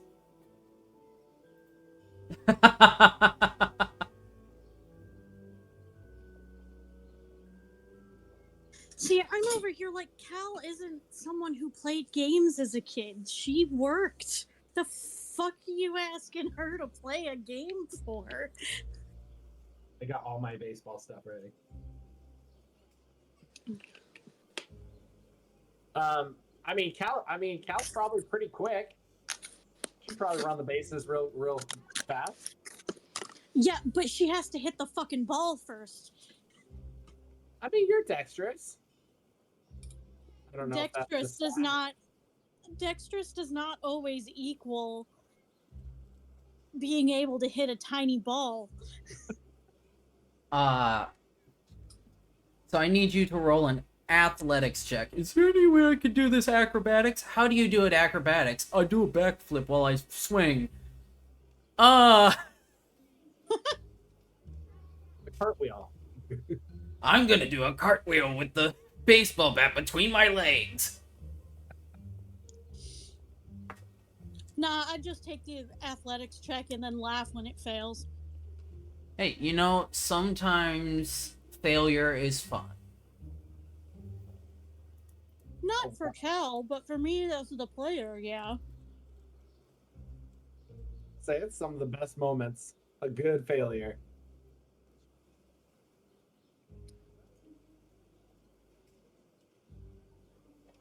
Okay, you know what? I'll do... So you're trying to talk someone down from doing something really stupid and then you roll a fucking nat 1. I may or may not have had to kill companions in Baldur's Gate because my persuasion is ass. That is why I always boost persuasion in Baldur's Gate.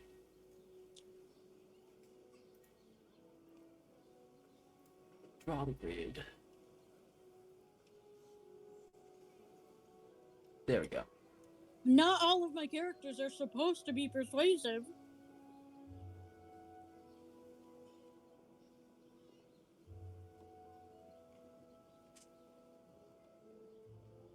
Oh. Although I can't help but play bards, because bards is too much fun.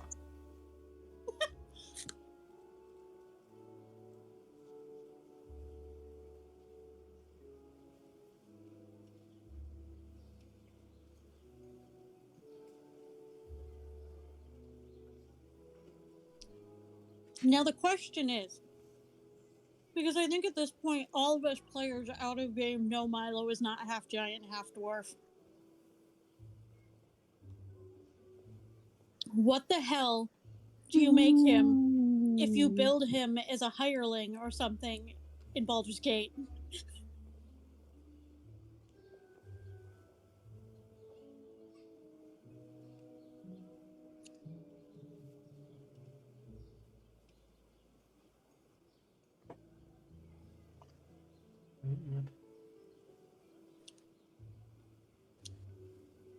Oh.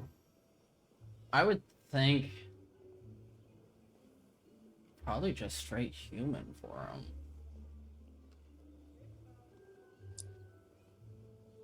That's what I was thinking.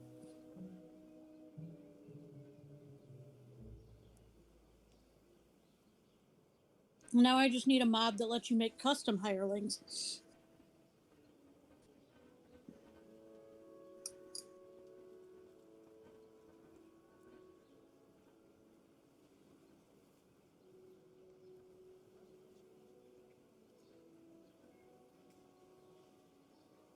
Okay.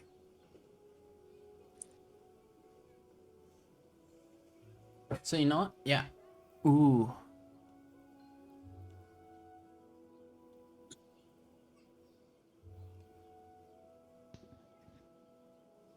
Alright, I'm back.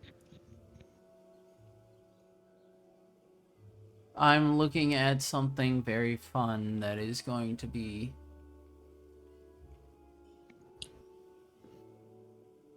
Is it the rules for how the ball of base will be played? Yes. Which is really funny because the World Series is going on. Huh. Also, just to let people know ahead of time, I'll be leaving around like 2:30, 3 o'clock. To put it in you guys' time, in about an hour, hour and a half, I'll be leaving. Okay. Because I've got a party tonight and I've got to get a shower before I go. No problem. In that case, would you be fine with me piloting Milo for the baseball game if it goes on too much longer? Yeah, that's fine. Okay, just I wanted to don't make know sure. if Milo will be good at baseball because that probably requires a lot of strength that he doesn't have. Well, it's a little bit different from what I Huh. expected it to be, but...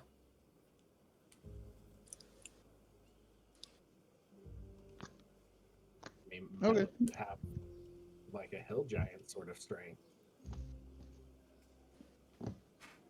And actually, it'd be hilarious because, Cal might be better at this than she actually thought. Oh, Jesus. Why, is there a lot of deck shit involved? So...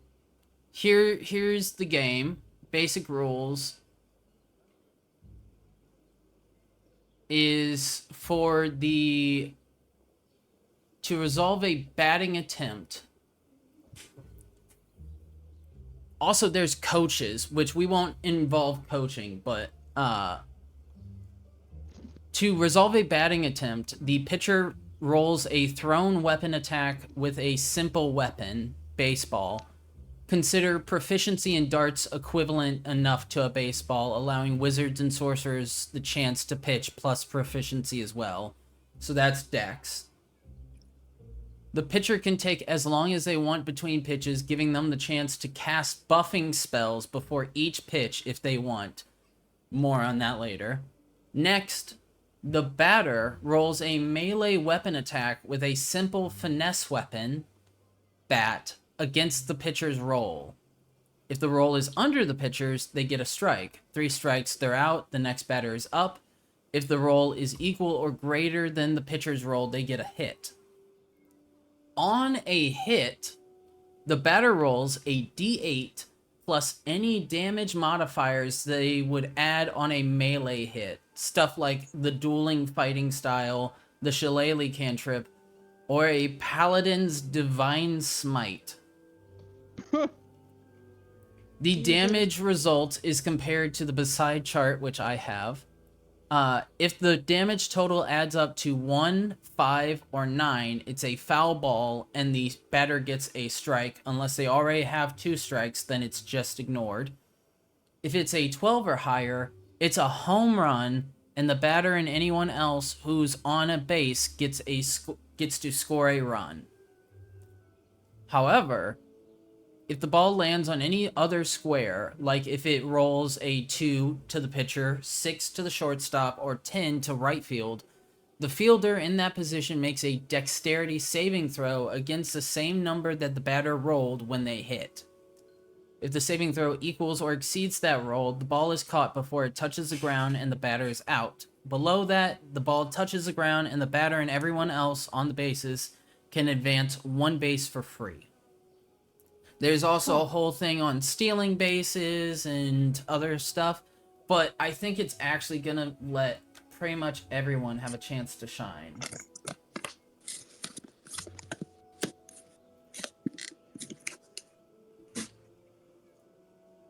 So,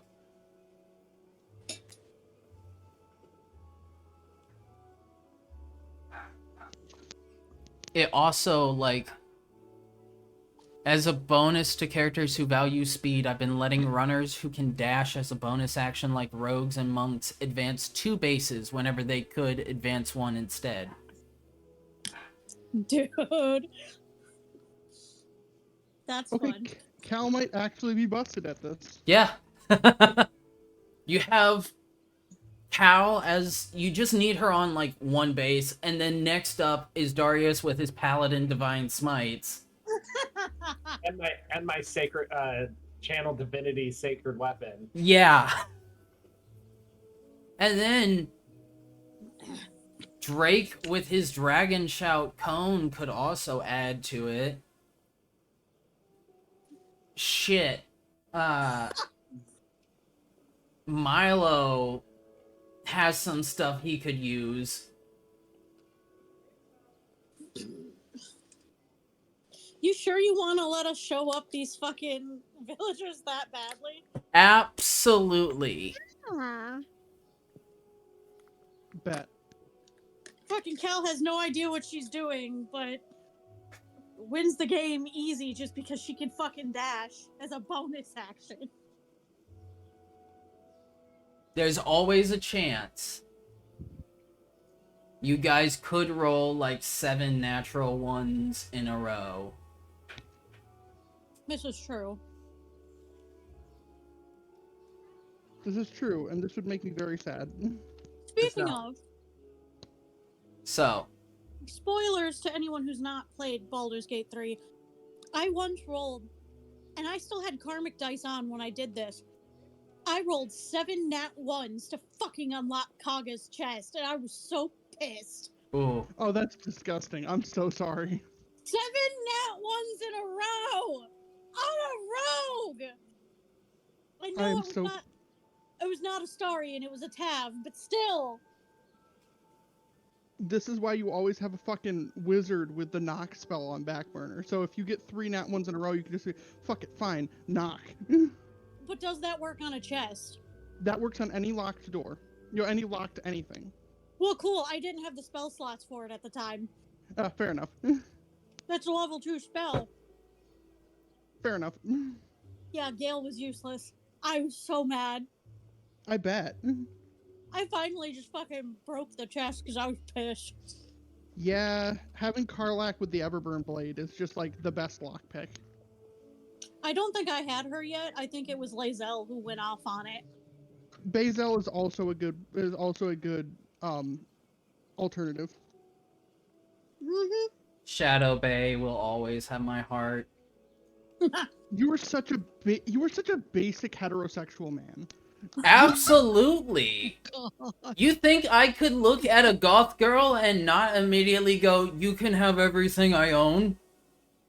Listen, I'm so down bad for Minthara, it's not even funny. If they had not made You're a her, basic queer girl. Congratulations. if they had not made her available for good runs as a companion, I don't know if I'd ever be able to do anything other than an evil run. Because have you seen Minthara? Yeah, no, I have. And every not straight woman I know fawns over that fucking woman like her ass is made out of gold. It may as well be, okay? Listen, okay? If she wasn't a total badass, she's also so fucking funny. Yeah, that's fair. Her dry humor is kind of great. She is the funniest fucking companion. No, Especially like my one of my favorite lines of Astarians is, "Oh, what fun! I'm going to fucking kill you." All 90% of Minthara's dry humor still tops that, yeah, no, it really does. and I'm just like, I can't. Like, I wish there was a good male like fucking follower to find interesting, but there are literally none. Like Halson is the closest you get, and it's still like, eh. well, that's because they fucked up and changed a lot of his content Yeah, from they early really not. access, because he had a lot bigger of a story in Act 2, and then they changed it.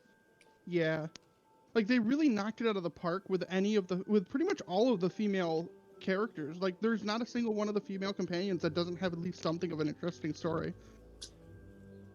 Like I I'd will have. argue. Oh, go ahead. I was gonna say, I will have to say, um, Shadowheart fucking caught me completely off guard in Act 2 when you give her the night orchid, and she's like, "Oh my god, those are poisonous," and it like. At first, I was like, "Oh shit!" And then immediately after, she's like, "I'm just kidding." I was like, "You fucking bitch!" How could you not fall for that? That is amazing. Also, everybody here. Yeah, It was just beautiful, Okay. I'm just finished. and that was where I fell in love with her goth ass. That's fair. It hurts me to say it, but I don't think anyone can top Mama K for me. It's like Karlak is best. Listen, I'm doing a run where I'm romancing her as a Shatterkai Dirge right now, Mm, and it is so cute. Like, I'm half romancing Astarion to get like the friend path with him specifically, yeah. because I really want that cute ass dialogue. But otherwise, we're going straight Mama K, and it is so fucking cute. I literally found out that like before you cool her down, you can like attempt to cool her down with like water, ice magic, Yeah. or whatever. So I literally had Shadowheart cast Create Water on her, and that whole scene was just so fucking cute. It is. They put all of the cuteness into Karlak, and I find it weird because she's the barbarian. You'd think Right. they would have. You think they would have given that to literally any other character, but I it's great. literally texted my bestie. I was like, nobody. I knew this shit was gonna be cute. Nobody told me how cute it is, and I can feel my diabetes getting worse right now. I didn't get that text. Because I'm talking about my IRL bestie.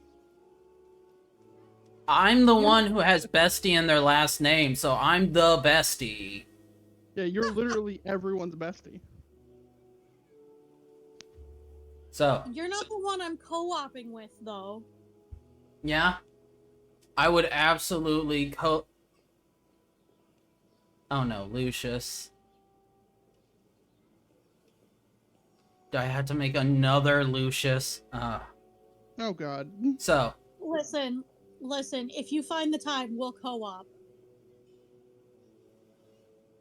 oh god, I'm gonna have to make the time. So, with all of the Baldur's Gate 3 all worked out, and everybody is now back at the place to be able to do the things, Drake, You asked specifically what merchants he is talking about, and he looks to you and says,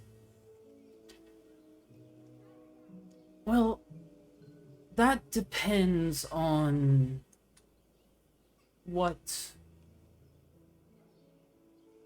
who you're willing to work with.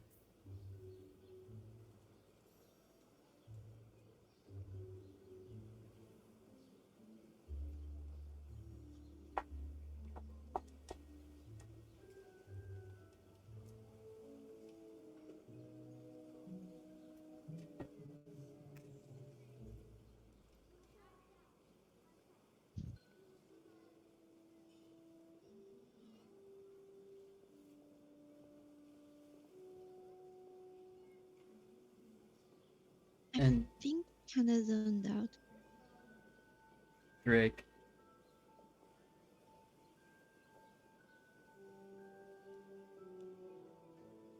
Drake.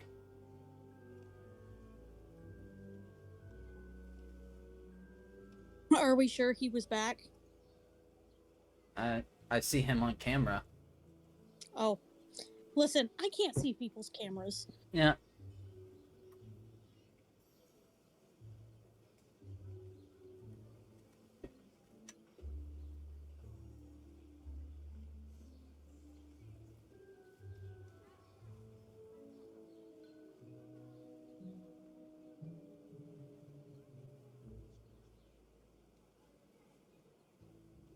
There are a few different merchants that I might need you to see. Uh, how much do you know of Baldur's Gate?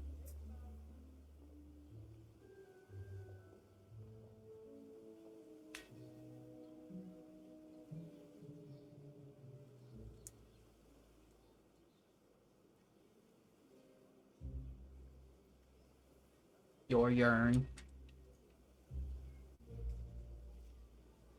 Leave me alone.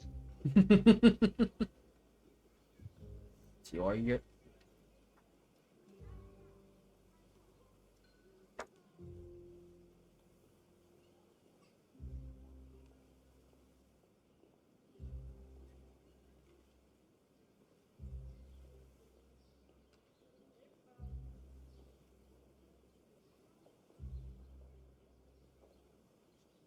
Oh, hey, look, grass. Hey, Drake, it's your turn. I don't know Did the grass get his how attention? did it work.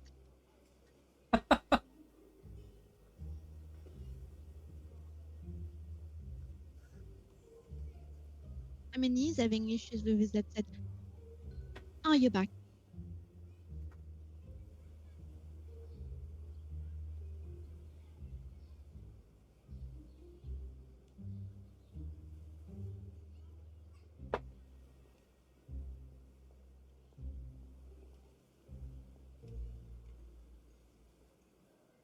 I mean, do you have music set up for baseball? I have things set up for baseball.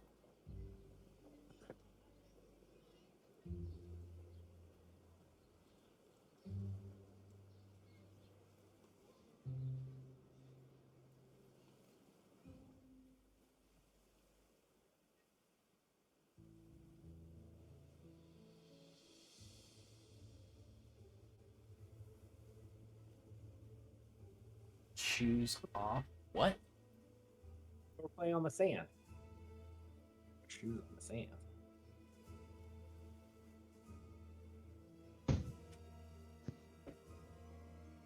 First it's bathrooms, now they want to see people's feet. Come on.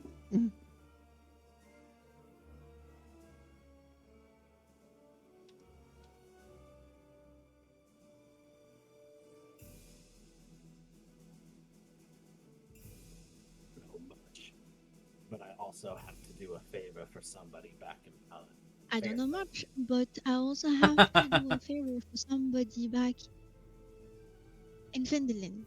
It's a slightly more male voice speaks, and then Oh, a sorry, you're female doing voice business. echoes out behind. Uh, listen to me. Listen to Darius. So, this is the baseball music. Glorious. But he gives you a slight nod and says,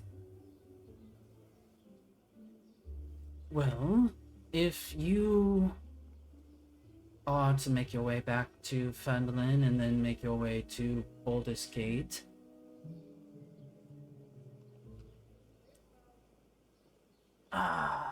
someone who doesn't know the city very well,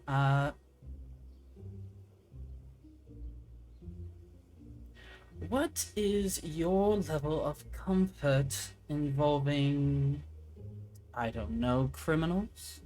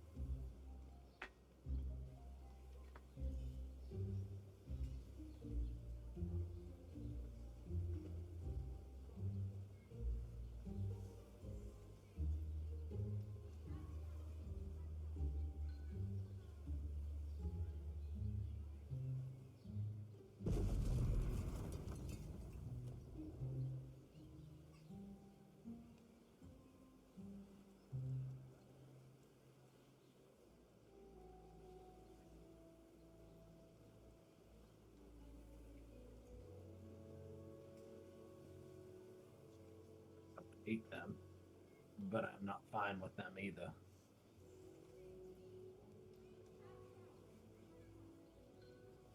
Well, I do have a few orders for someone in the Undercity.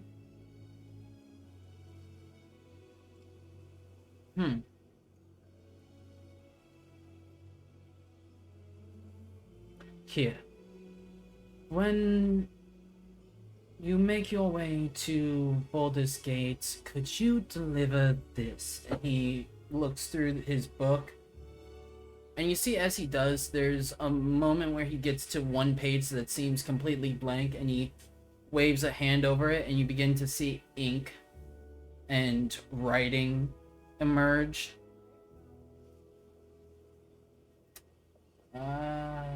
For this one. Okay. I need you to bring this. Strange order. Okay. And he reaches underneath the counter, pulling out various things, putting them into a sack, tying the top off, and as he does, you notice that he snaps his fingers across it, and a shimmering blue glow seems to come over the rope that is being used to tie off the top of this sack, and then hands it over. I need you to deliver this to a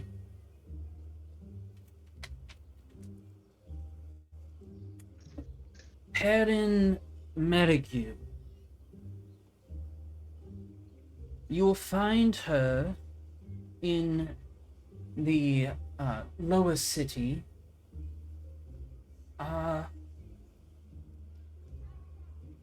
Looks like she's a dwarven woman, fairly old, and It's a little bit out of shape. You'll be able to recognize her whenever you first see her, but last I heard, she happened to inherit the Baldurian orphanage. So if you find that, you'll find her.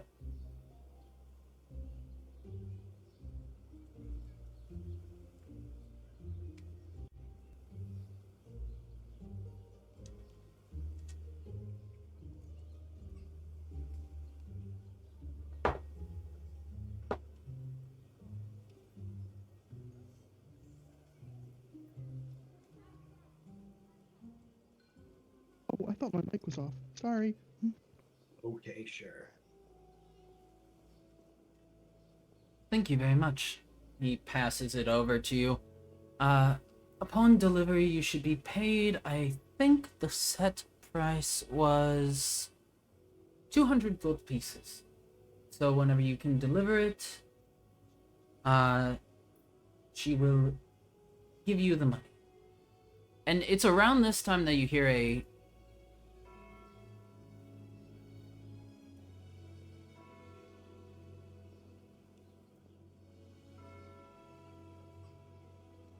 and you see him look up, you see Yale look around.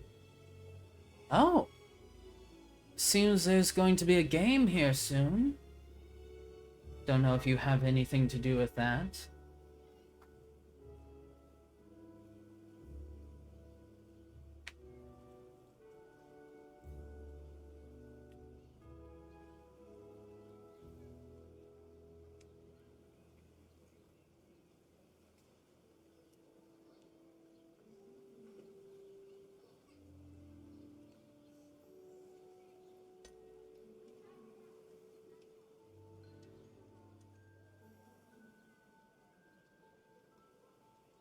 No.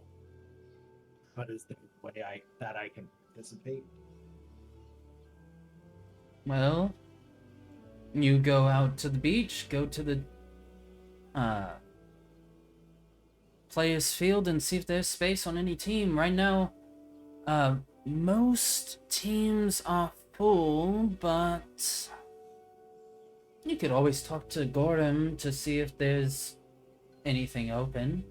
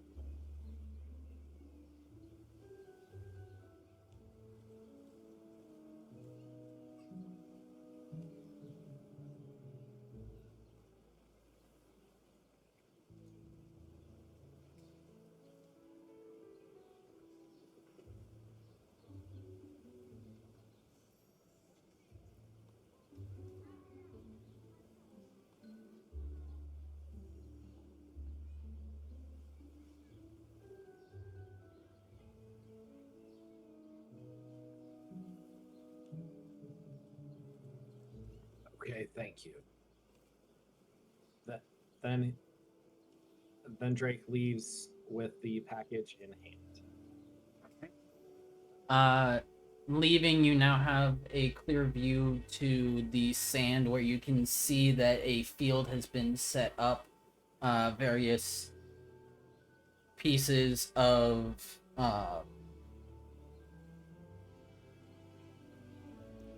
they look as if they are white stones set down in a diamond pattern being set up. And as you see this, we'll move towards the blacksmith, where Milo and Raylana can now stepping up towards the blacksmithy proper, looking in and seeing what is around. We'll also notice a Darius and a dwarven woman, one of which one of the pair recognizes But Milo, with your passive perception, you can see that Darius and this dwarven woman seem fairly close. With my passive insight, can I tell the context of that? Darius, what's the context of it? Basically, what I'm saying is, can I tell that they're close? Close.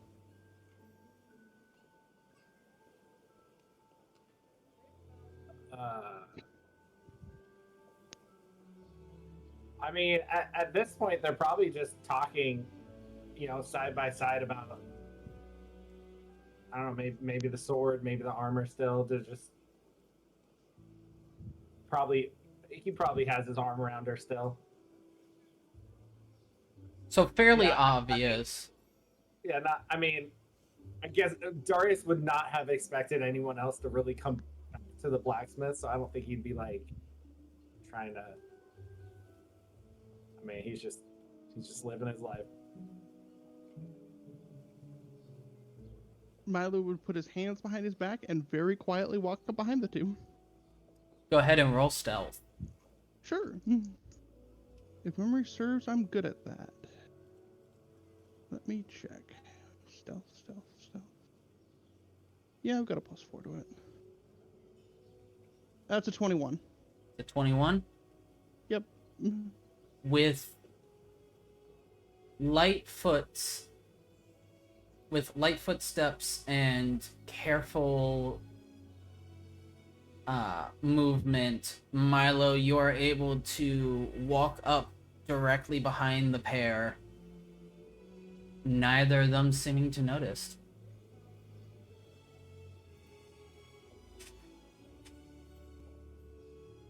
He's gonna lean forward a little bit and mutter in Darius's ear, "Hey Darius, I've got something for you."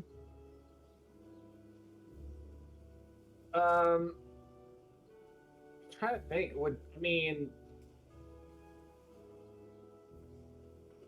I don't think he'd jump up. He'd probably just look over his shoulder. What do you got? Milo would pull out the potion of hill giant strength and hold it, hold it near him, hold it near him. Okay. A potion, it increases your strength for a little while. I think we should hold on. I think you should hold on to it for an emergencies case. Okay. I've watched Bartholomew take a couple potions now. And I guess that's Bartholomew. Sure, yeah. So it'll make me strong? It'll make you very strong for a little while. Very strong. Okay. Noted. For out of character context, it increases your strength to 21 for a little while. Yeah. I'll add it to my inventory. Yeah, there should be one in the D&D Beyond bit. Potion of Hill Giant Strength. I'll take it out of my inventory. You get steroids with none of the downsides for an hour. Nice. Oh, thank you. Wow, that's cool. Hey, Milo, this is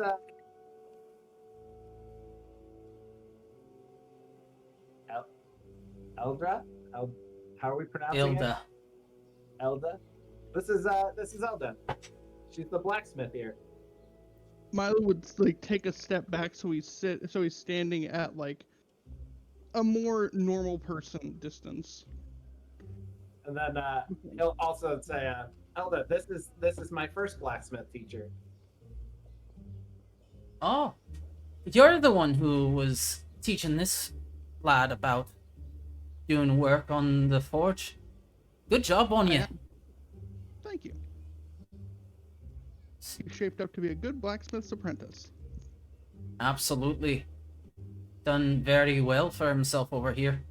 Able to keep up. You can see there's a slight smirk in the way that she says it. Milo would give a bit of a knowing gaze before nodding. So, I don't want to hold y'all if you're doing anything else for the day. But if you see the Dragonborn one, the one that handed me all his weapons and earthly materials to make something new out of them, then tell him that his goods are made and they are ready to go. If I see him, I'll mention it. All right. Also, and she looks to Raylana, who does come up and hand over the pearl, and they go through their process, which I will send to Mihaela what that outcome is. But it's around that time that you all hear.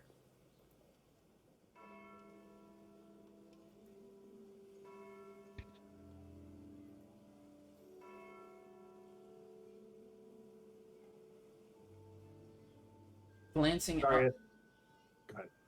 glancing outside of the workshop, you're able to see that there is a flood of villagers heading towards the sand and beach, making their way over as they talk excitedly amongst themselves.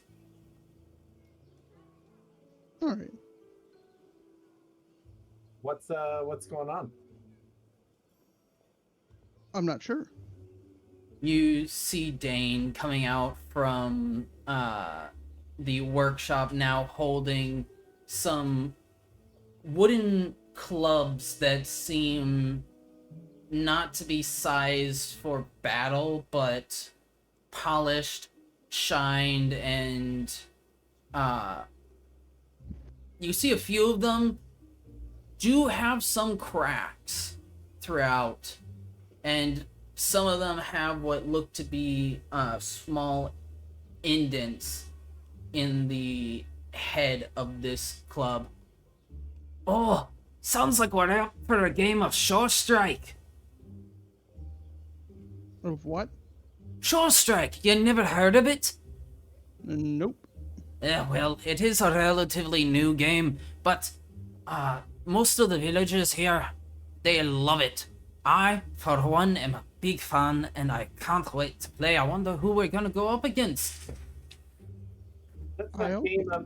That's that game Amar was telling us about. Hmm. At the temple.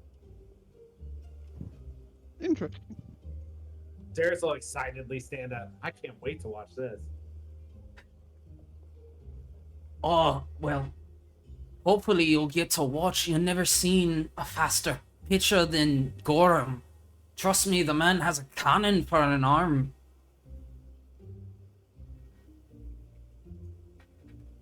So, if you want to grab the rest of your crew, we'll be going down there and getting set up. Oh shit! I forgot.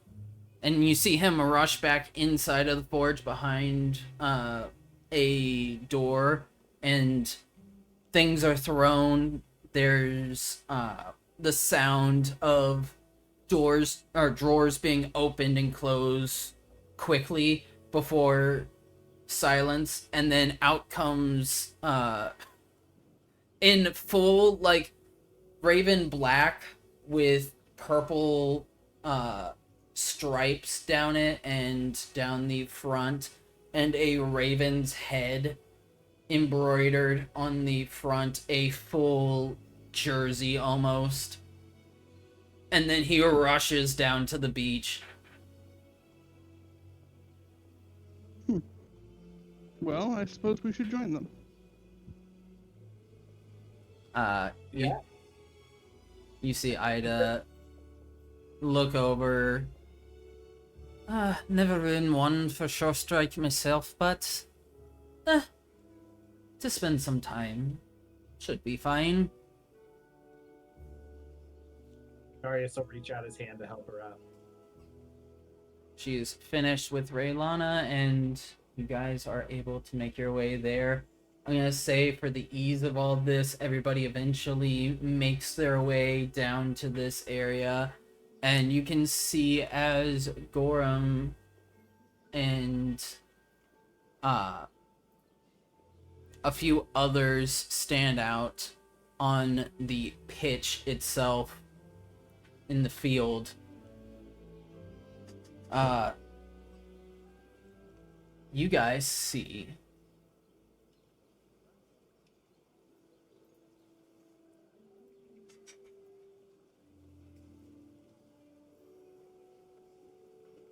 there we go.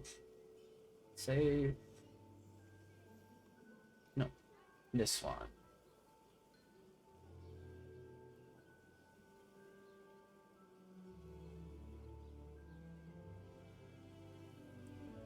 Gorham currently stands at the pitcher's mound and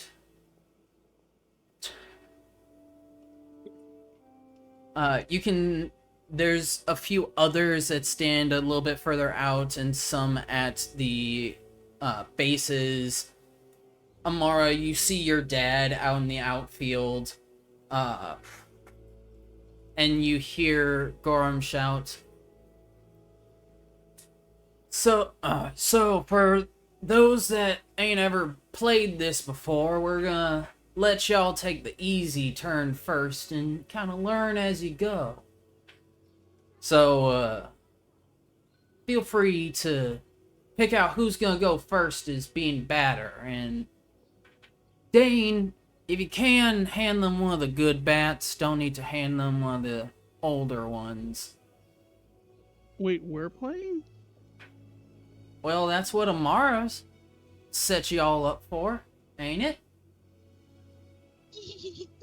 Maga Camara. Yes, here we are. Darius will be like giddy and jumping up and down. Yes, yes, yes. Yo, I think I'm gonna dip early so I don't have to interrupt anyone. No problem. Yeah, that way you guys can keep the pace smooth and you don't have to worry about me. All right. Alright, see you guys then. See ya. See you. Then let me. Well, we're gonna change scenes anyway. Over here, and I forgot to work on this. And these.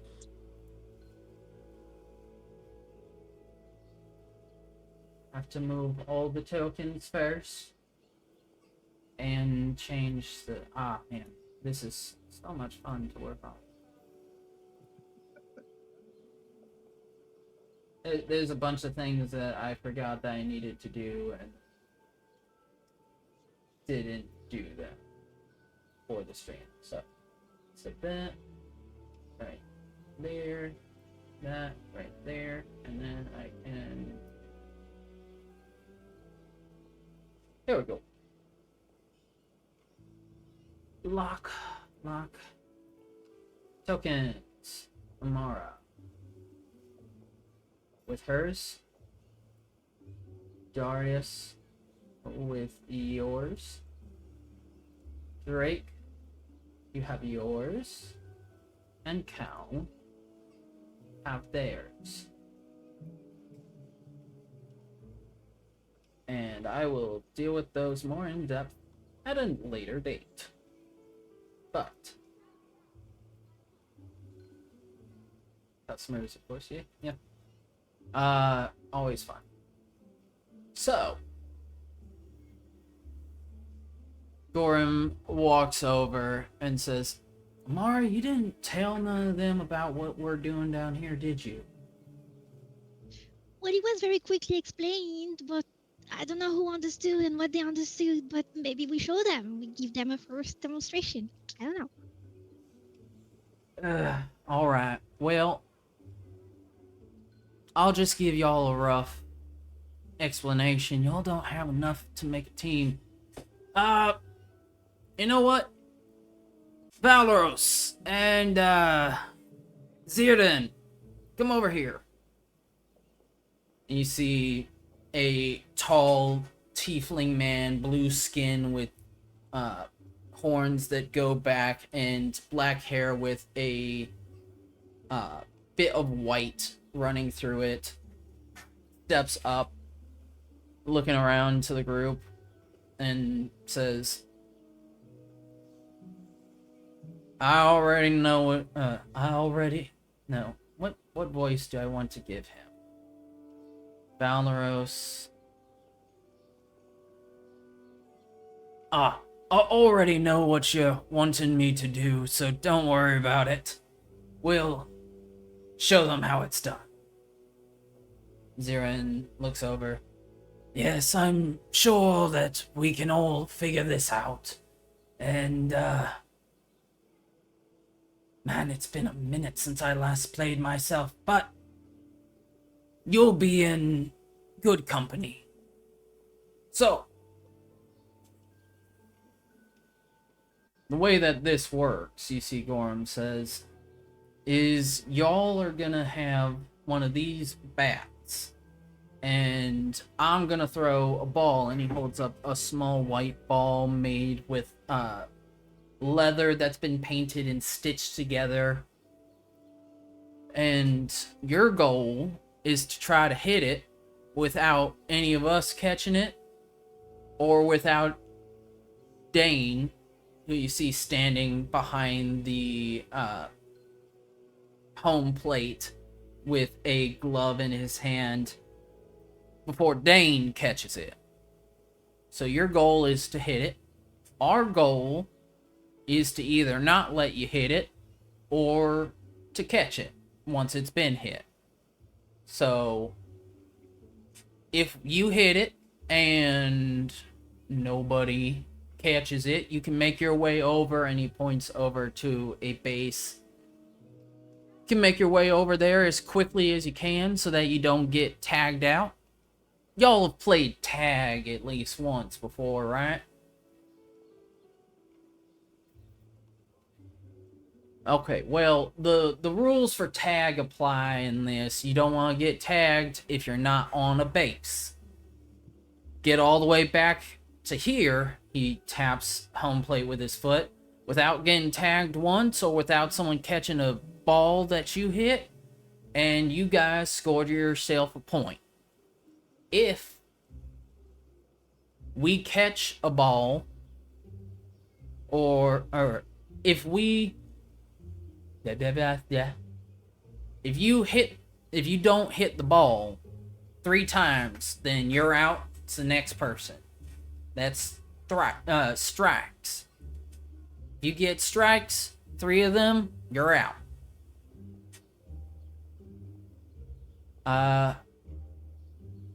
Anything else I'm forgetting? Oh yeah, these 2 white lines you see, if you hit anything past them, it's considered foul and you get a strike. So try to keep it this way. And if you happen to, I don't think it's gonna happen, but if you happen to send a ball all the way out there past the line out there, you can see a dark line in a curve back towards where Amara's father is at. If you hit a ball all the way past there and nobody catches it before it lands, that's considered a home run, and you get to just go around all the bases. Anybody that's on a base also gets to run. Know what? We'll take it easy on y'all for your first time. So, let's go ahead and I'll be the pitcher. Who do you want to send up to bat first?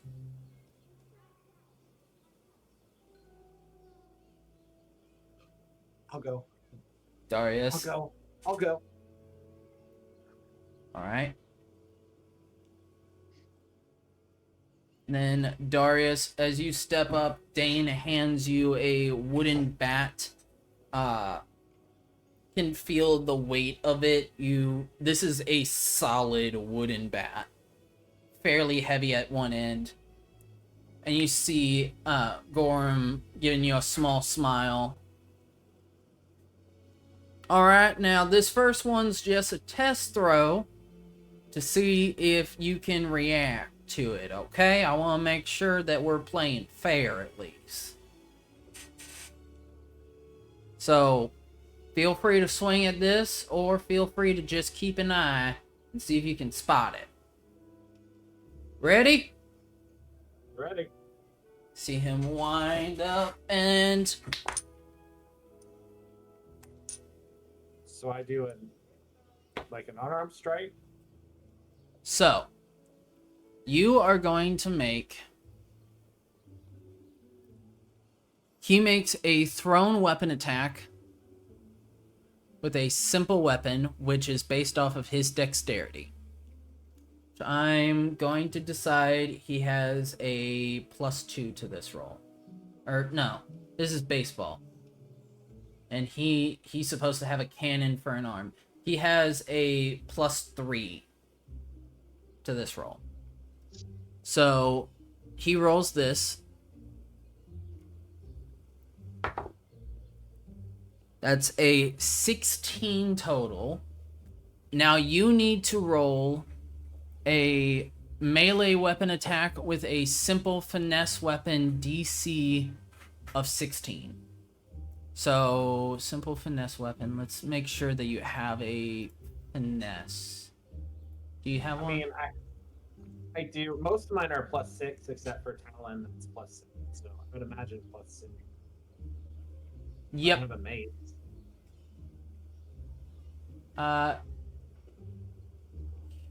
Let me check. I think it's gonna be +6 still, but just to be sure.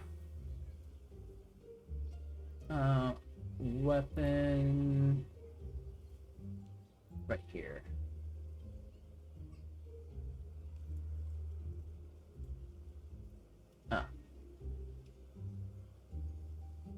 This light, no. I need finesse simple.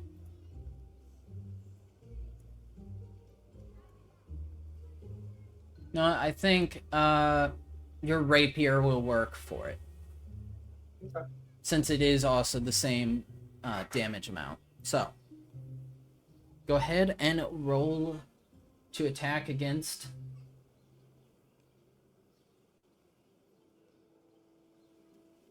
And let me change the music up.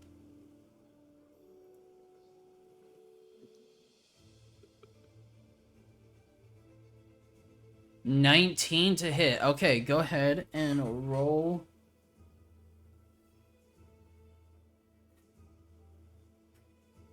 I'm for sure doing Divine Smite on Of course. it. Oh. So there's that, and Divine Smite's 2d8. Depending on what level of Divine Smite you want to go to. Yeah, that's a good point. So it's 2d8 plus 1d8 for every level. Mm-hmm. Okay. Let me see what's. Yeah. All right, 2, 3, 4, 48 for a third level. Yes.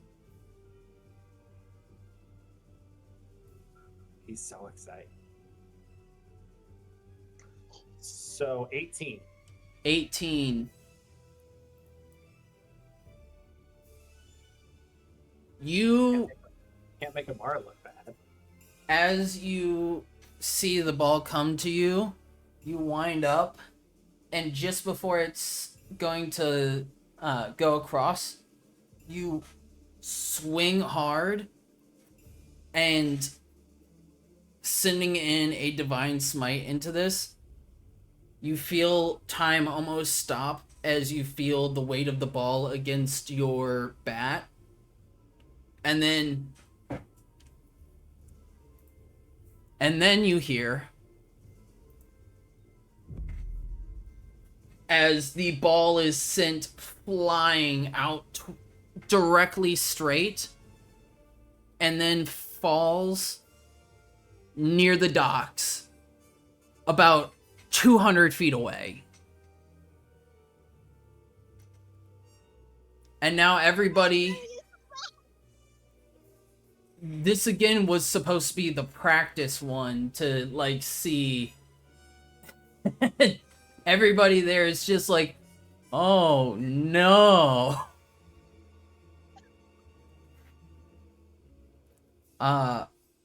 Gorm gets a new ball. And he looks to you.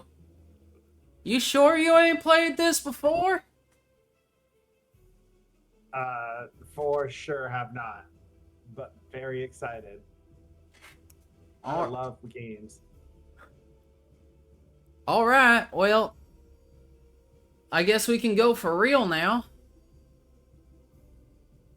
You know what? I'm gonna say, since he's a pitcher, you see him take a bottle of something that he was given and uncork, drink it down, and throw the glass to the ground. And as he does, you see his chest kind of swell up a little bit, his arms bulk, and he cracks his neck. Oh, what was that? Well, since you're gonna be doing something, I thought we might as well. And Darius will hold his hand up to his chest and can't channel divinity. Okay, well, And the bat will start glowing. first is his pitch. He has advantage on this throw now. So that's a...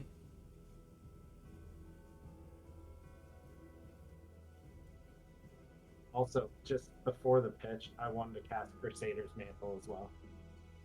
Oh, you're gonna do that? Mm-hmm. Okay. Just in prep of the pitch, but Remind everybody, or remind me, what does Crusader's Mantle do for you?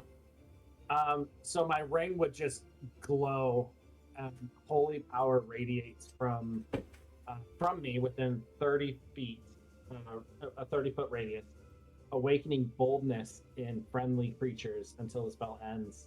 The aura moves with me, centered on you, while the aura, blah blah blah.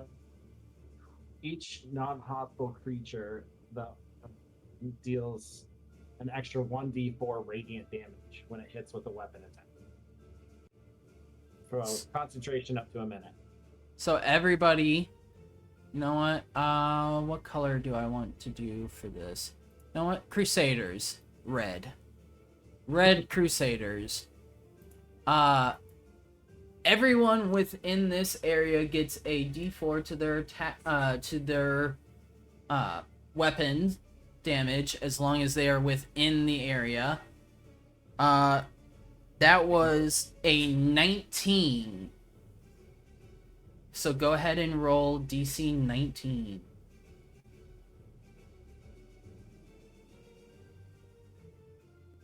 I'll use a luck. Oh. Oh. You see now why they call him, why they said he has a cannon for an arm, but apparently it wasn't for the reasons that you thought previously. As the ball flies towards you, you try to swing and it hits into the glove behind you. You hear a call out from Dane, "Strike one!" See him toss it back, and Gorham kind of gives a small smirk. See? Ain't always easy now, is it?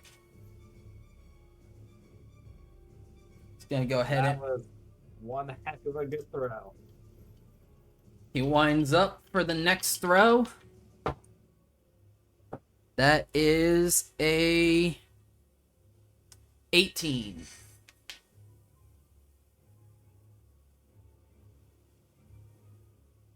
I'll use another last one. Oh, come on. Oh! Before you can even really set yourself up, you see the ball, you go to swing, and it just glides underneath the bat. Not in the right position to hit it. Caught in the glove of Dane, who throws it back, calling out, "Strike two!"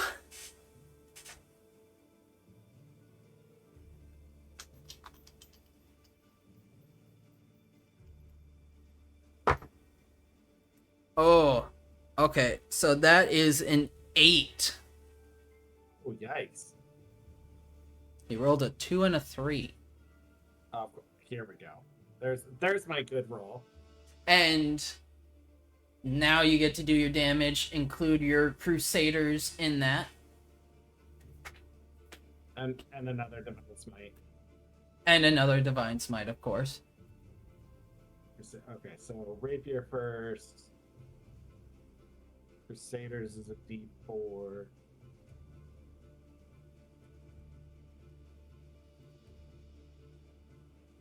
Divine smite is 3d8 because I'm using that second level. Alright.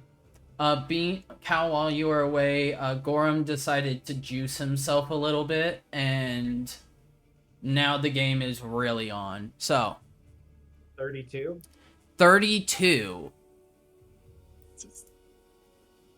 soars through the air, and you watch this baseball land on one of the ships at the dock. A good 300 feet away. And Gorham looks over, looks back to you. Damn it. Alright, well, you can take your base and make your way all the way back home. You got a home run on that one. It goes further when you throw it harder. And do I have to run the base? Do I just take one or? I'll say you don't have to since you got a home run. But whenever you guys get just one or you go for two, then you would. All right. All right. Off the plate. Up next, Drake. Drake, are you right or left-handed?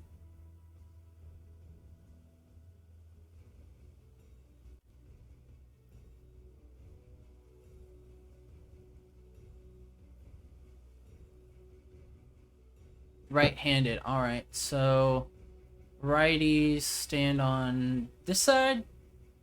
Can't remember. Yes. Yeah. Righties stand on that side. Gorham's gonna look to Drake. Look to Dane. And go ahead and give me...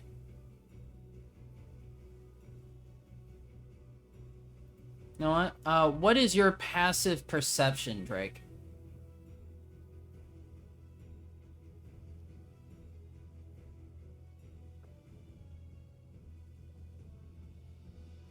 Nine. You don't seem to notice anything. What is everyone else's passive perceptions? 19. 19?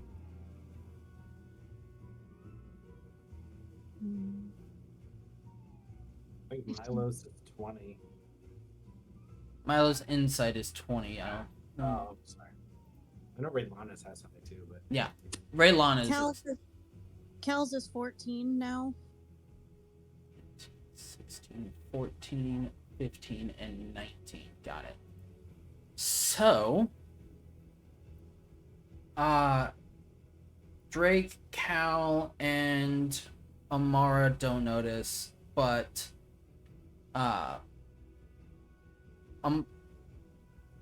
Darius, also Bartholomew doesn't notice. Bartholomew is here as well. Milo and Raylana, you guys notice that Gorham seems to switch his grip on the ball a little bit. And as he does, there's a faint shimmer on the ball. And he's going to roll.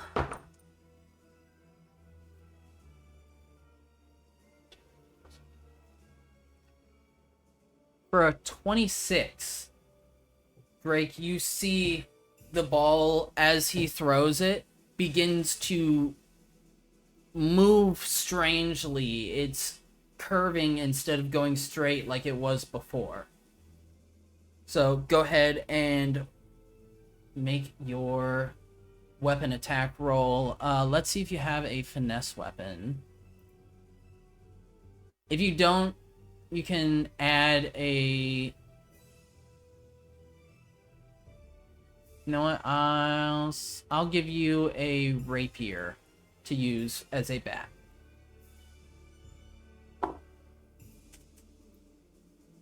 So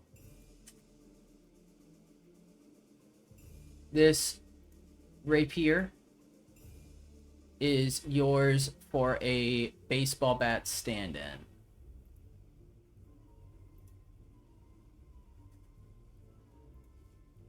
So DC is 22.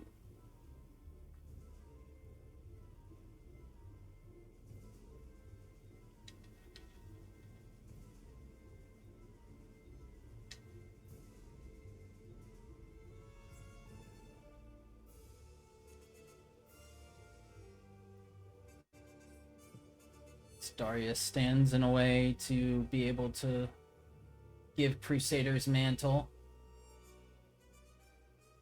20. This pitch is strange, and trying to hit it with a weapon that you've never really used before, it's not connecting right, and you feel it graze just under the bat, and then hear it hit into the leather of the glove behind you.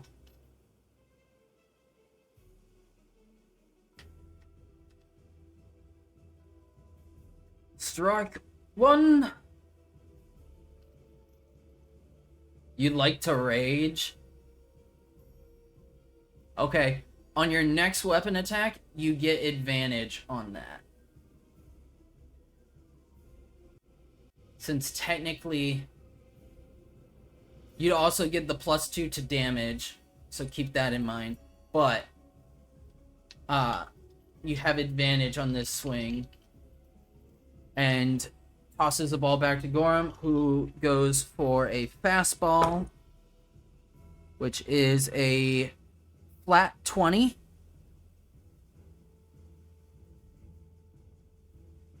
So go ahead and roll your attack with advantage.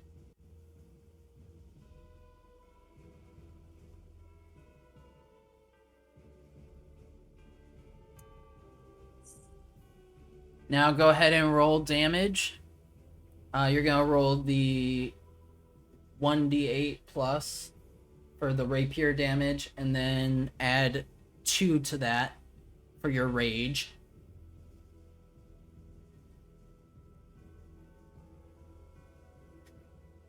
Nine, 11. Add a d4. Oh, and you also have a d4 for Crusader's Mantle, which is currently on you.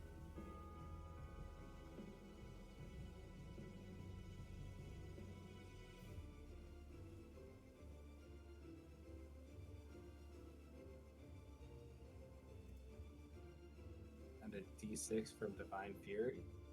And a d6 for Divine Fury.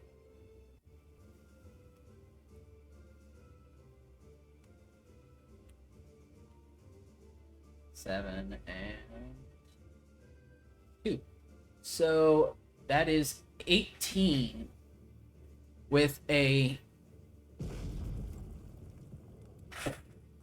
You now, enraged at the fact that you weren't able to hit the first one, feel fury fill your veins as you smack into this ball, and with a loud crack, send it flying off in the same direction as where Darius had sent his, reaching almost all the way to the dock as you got yourself another home run. 20 because of +2 from rage. Oh yeah, so definitely hits, lands on the wooden dock in the background. You can see now Gorham looks slightly concerned before a small child comes running up with a ball that had previously been there, the first one that Darius had hit, and then looks back and runs back off towards the dock to retrieve the other balls, giving that back to Gorham. Alright, looks like y'all can actually do what you need to do, as Drake has given another home run. So, who would like to go up next?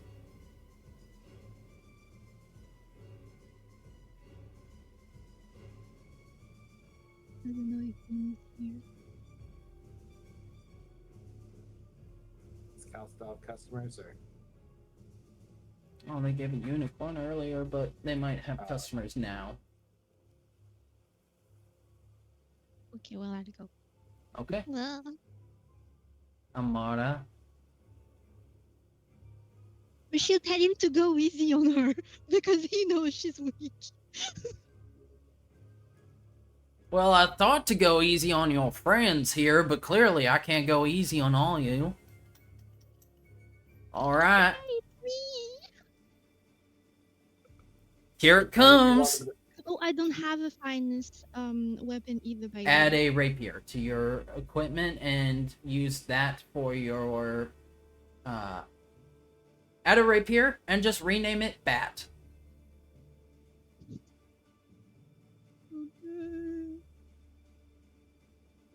I think I might homebrew no. baseball bat as a weapon, but Oh, yes. Shore Strike bat as a weapon. Oh, wait, because it tells me to add all the things there. What is it telling you to add? Everything. I'll add it.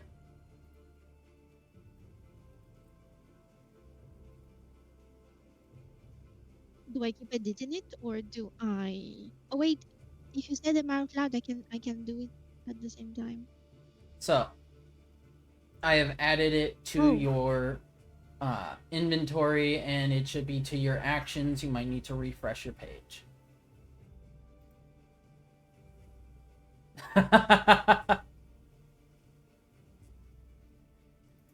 Wow.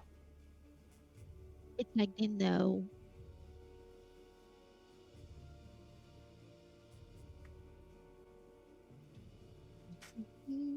All right. So he's gonna. Wait, do you roll first or do I roll roll first? first, the pitcher. Okay. Okay. I guess the third ball. So that is a 18. He sends it sailing towards you.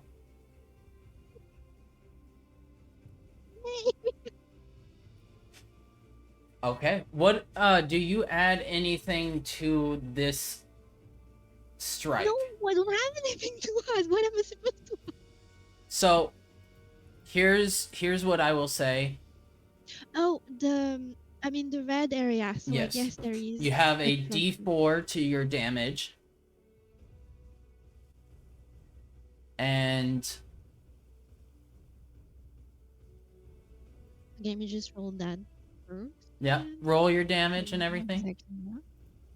Okay, so that's 7. So that's 6. And then a D4. Oh, another one.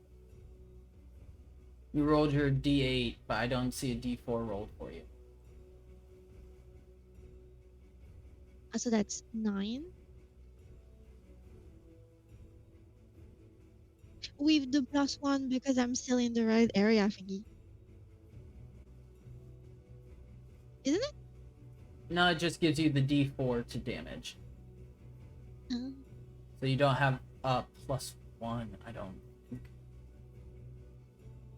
Let me triple check.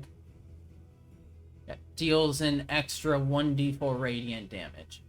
So just a d4. So it's an 8 total? Yes. 8. Which means that it is not a strike, or not a home run. So it sends out and is going out towards Ariette, the flower shopkeeper, who has to roll a dexterity saving throw against your 2 hit. Yeah, against your 2 hit. So let's see. She has to meet or beat a 20. She has a +2 to this. That is a 6. You watch, or that is a 8. You watch as she rushes out trying to catch it. She slips on some of the sand and falls into the against the sand, and the ball lands nearby her as she's trying to get up. You know what you can do. Wait, because I'm not on select because I was counting. You. Can advance 1 base. If you want, you can attempt to push your luck and steal a base. I kinda want to. Is anyone going for the ball?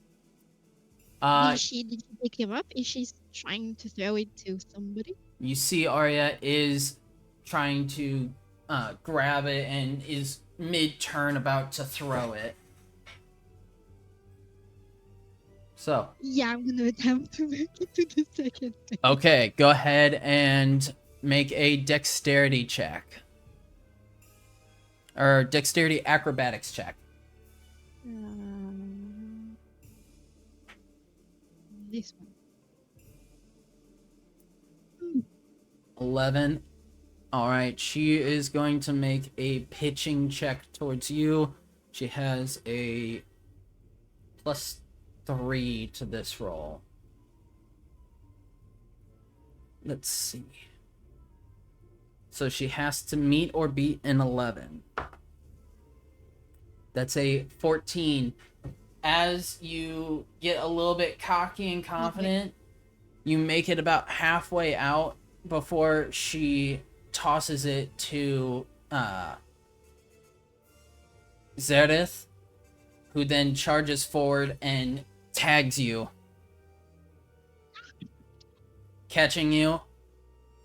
And that's 1 out. 2 more to go. Zerith takes his position and tosses to Gorham, who catches the ball. Alright, who wants to go up next?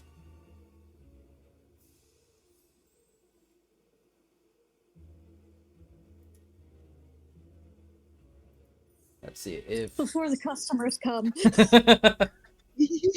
Alright, Cal. You stand up and step to base. Are you left or right-handed, Cal? Ambidextrous, so she is going to stand on whichever side she thinks is going to not irritate him, but like give him the most trouble to pitch to. You saw that he struggled with lefties from Amara. Then she's gonna stand like a lefty. Okay. Stanced up like a lefty. And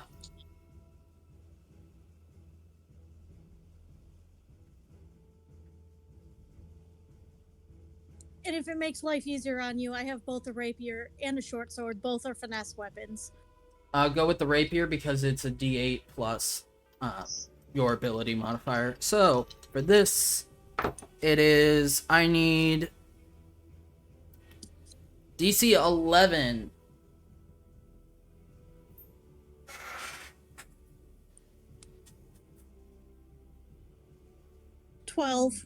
Just hits. Go ahead. Roll your damage. Is this something I get to add sneak attack to? I was thinking about that and how I would try to justify it. If you want, I need you to make a stealth check. I can do that. Especially because I have advantage on stealth checks. Yeah. Roll, you bitch. 14.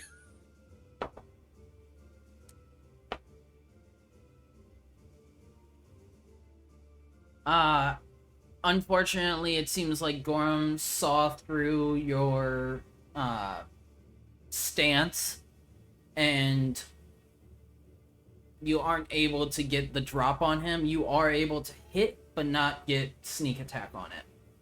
Damn. Okay. So straight rapiers, 8. 8. All right. That heads towards.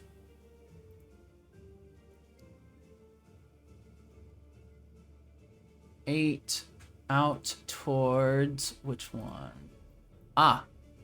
The tall tiefling man in the back left field.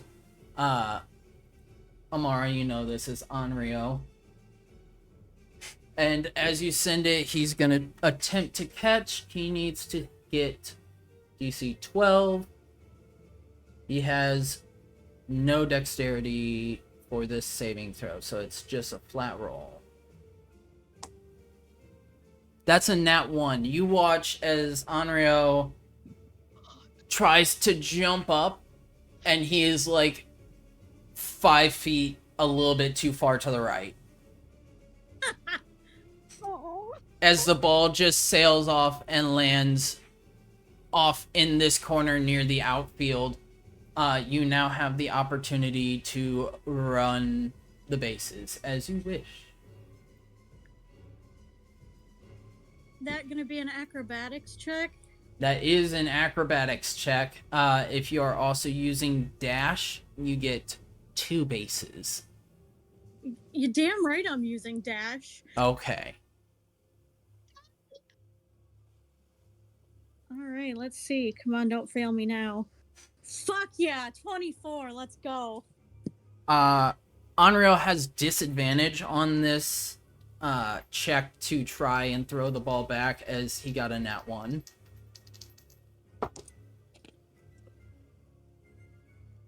Nat 20 and a 14. As you begin to run the bases, before the ball had even touched the ground, you were already off, bat in the sand and feet pounding against this sand. Get to first base, look over, the ball still hasn't touched. You rush to second base. You see Onryo running over as he tries to pick up the ball, fumbling around a little bit before turning and looking to see you. You can get all the way to third base in this turn before he picks up the ball and is able to throw it. At which point he throws it over to Viridia. You see now as you stand on third base that there is this also fairly tall half-orc woman with dark hazel brown hair that is tied up into a French braid that goes down across the left side of her chest from the back of her head. And she kind of smirks a little bit. She says, "Looks like Amara found some good folk to journey with her."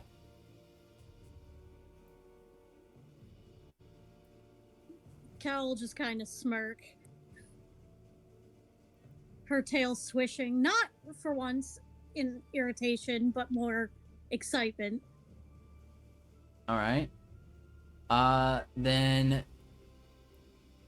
I'm gonna say next up will be Raylana. Raylana, before she steps up to bat, is actually going to cast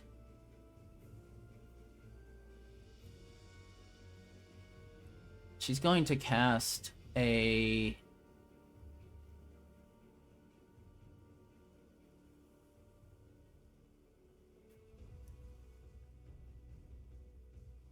what do I want to do? What do I think Raylana would do in this situation? I think she might.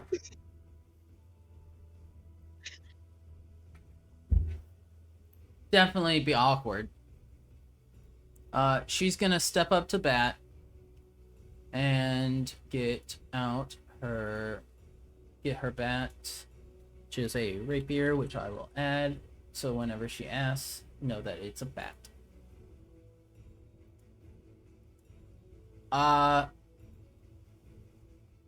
She's also going to have taken off her heavy plate so that she's not trying to run around in plate.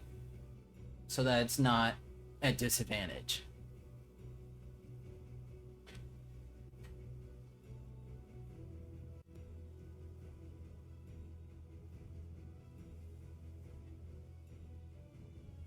I'm gonna say she is going to cast a...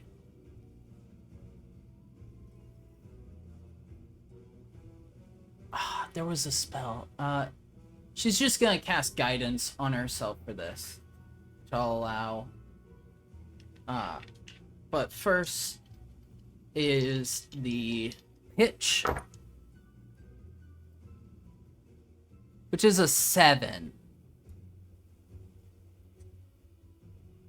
So she has to beat a 7.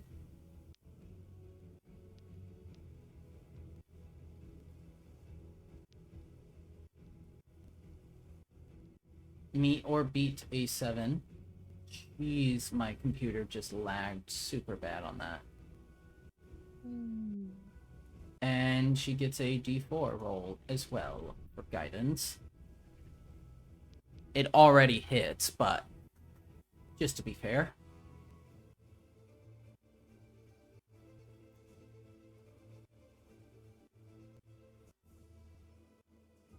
Okay.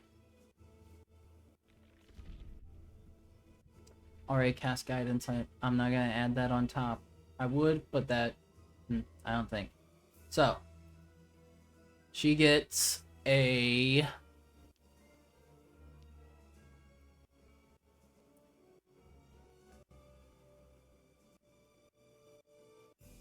9.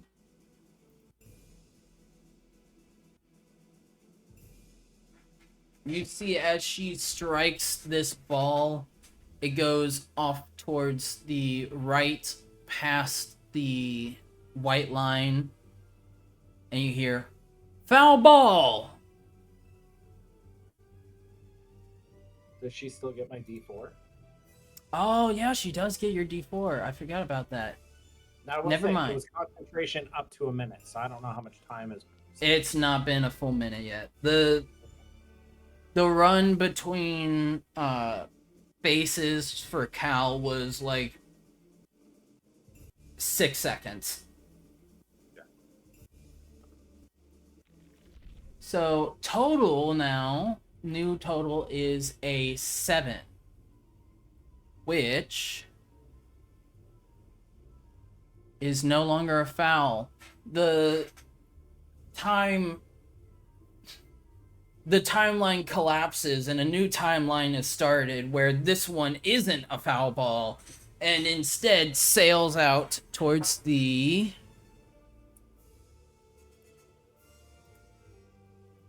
It goes out towards Larrick, who is going to quickly drink a potion. And as he does, he leaps up into the air, sailing up. As he does so, I'm going to give him advantage on this dex saving throw for... I like the idea that he's just standing in the outfield with a potion ready. Oh, he was waiting for an opportunity. Unfortunately, this opportunity wasn't enough. Just under 6. As he jumps up, instead of catching the ball, it hits him in the face. And he goes to the ground and kind of like, oh! Oh!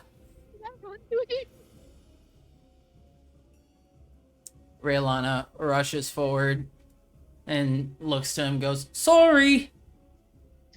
Of course it was Raylana that hit the ball. And Cal, as she rushes forward, you had the opportunity to get all the way to home plate making it safely back home. That is a total of 3 points for the branches of you.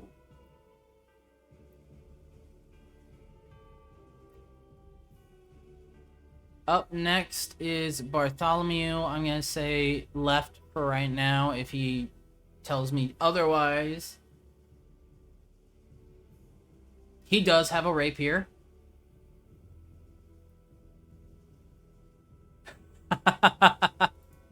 As he steps up, he's actually going to cast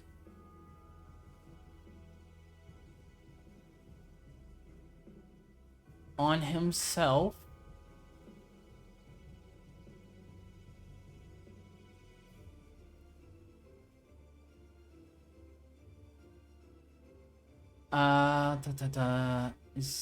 does he have? He doesn't have either. He does have guidance, no? I looked. I didn't see it. Oh my god, did he remove it? He might have. So, No. because of that, instead, he is going to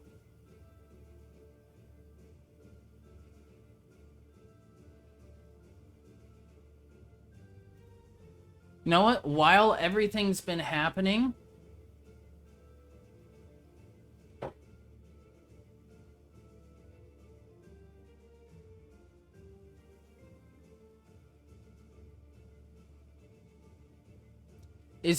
while everything has been happening,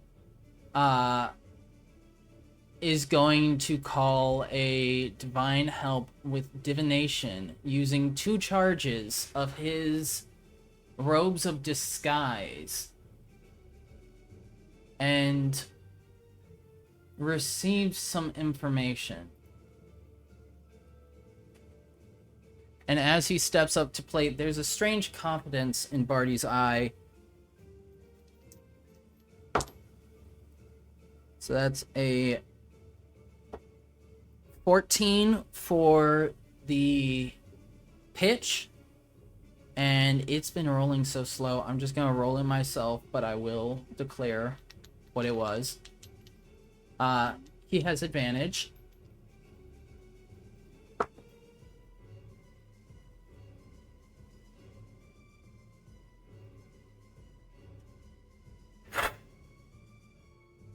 Goes underneath the bat. Strike 1. Toss back to Gorm. Pitch 2 is a 15. Barty seems a little bit confused, but still same confidence.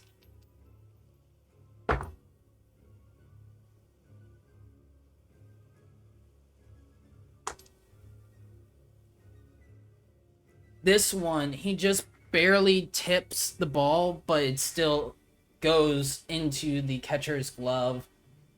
Strike 2. One more, then you're out. Pitched. That's a 10 he has to beat.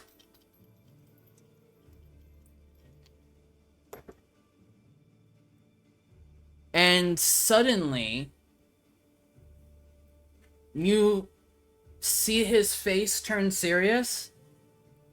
He goes back into his stance, and as the ball comes, he smashes into it. And I'm going to say at this point, he had enough time.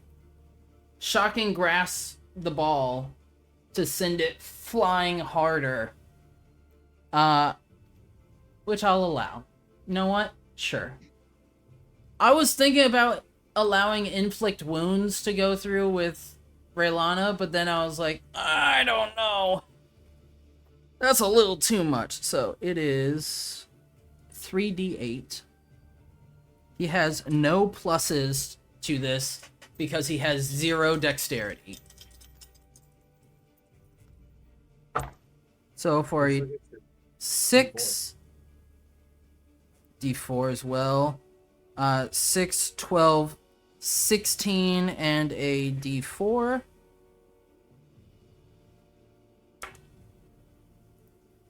A 1. 15 total. No, wait. 16, 17 total. You see a lightning ball fly streaking off into the distance, and then sailing towards a small child now trying to run back to not to get the other balls that have been knocked this way, who tiredly looks back towards it, sighs, and then turns and grabs that ball as well, as Bartholomew has made a home run. I will move the tokens, don't worry. Would Rolana would have made the home run as well then? Ah, yeah. She was on the base, all bases clear on a home run. Mm. So that's 5 points.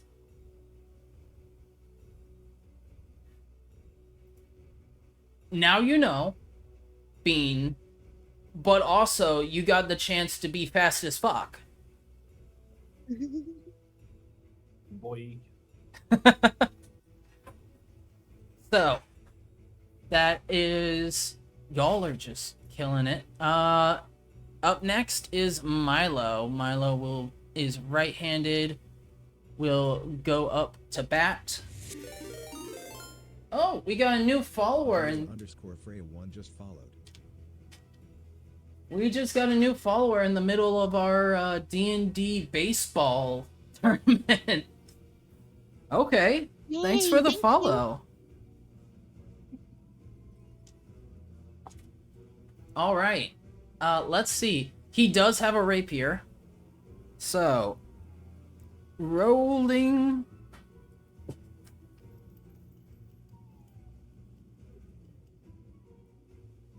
Oh, I really appreciate that comment, Abila.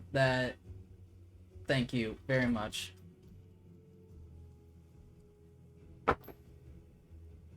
That is a 18 to hit. Milo will have cast...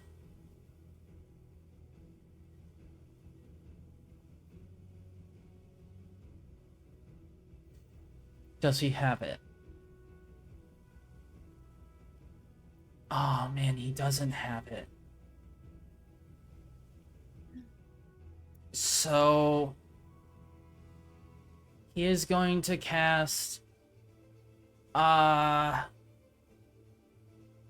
we have to see if he hits first. So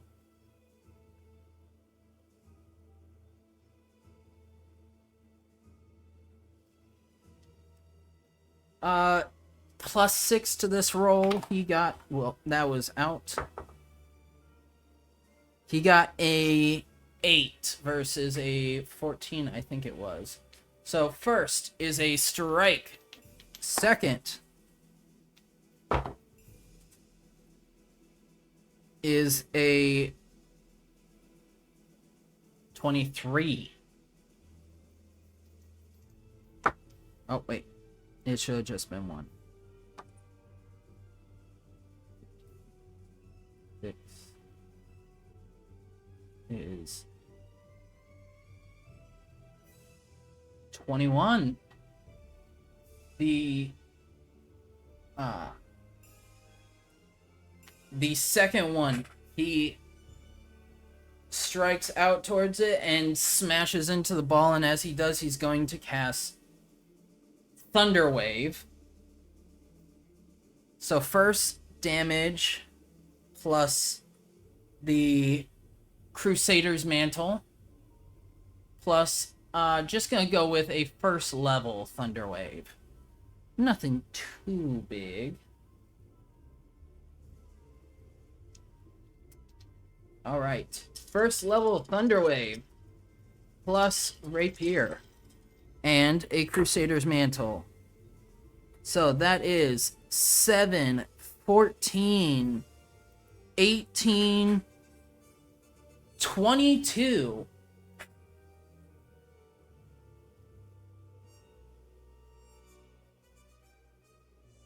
With a 22 and a sudden sound of thunder smashing into this, you see it carried on with a wave of concussive force that again lands at the docks. This poor kid. And this poor child looks so tired, and he tags out for another child. A small purple tiefling with purple eyes watching the game. Oh my god. As Milo kind of casually just strolls between the bases, taking his time, not really rushing. As Gorum looks very shocked. And you see Valros and Zirin both looking to everybody like, how are we gonna compete? But Valros is gonna step up. Damn, I'm having to roll for so many things. You know what? Actually, never mind. We're gonna let you guys roll for these. So, Ooh. I want... Who wants to roll for Valros? Someone good needs to roll for him. Drake? Okay, roll me a d20, add 3.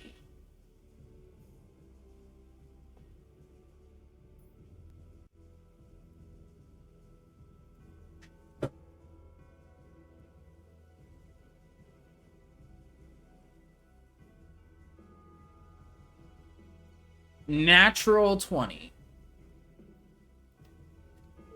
Let's see what the pitch is. Not a natural 20. Good work, Drake. Go ahead and roll a 1d8 plus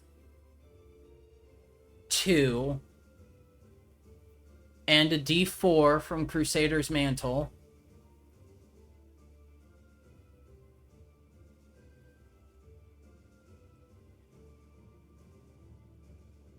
Eight total.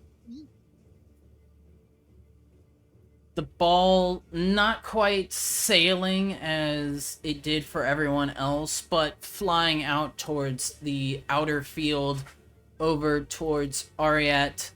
If No, you said 1d8 he plus said there 2, is a 2. Oh yeah, that's a That's- 10. 8 plus 2. Yeah. So it'll go to Larik, who again is going to try and jump, but he's got to beat Make me sad. a 23. Still has advantage on this.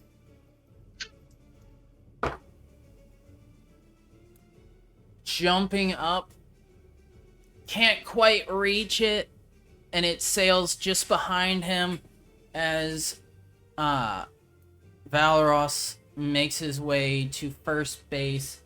I'm gonna let you decide, Drake. Does he steal to get to the second base? No, he's gonna stay there? Okay. Then up next is Zirin. Who wants to roll for Zirin? Mal. do it.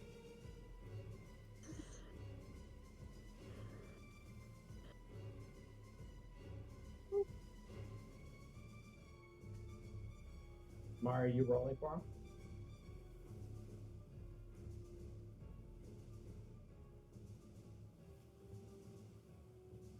Well, I thought she was about to because she unmuted herself, but she muted again now. Yeah, because I heard you say that you'd do it. Go on, roll for it. So All being right, what am I? This what am I is adding?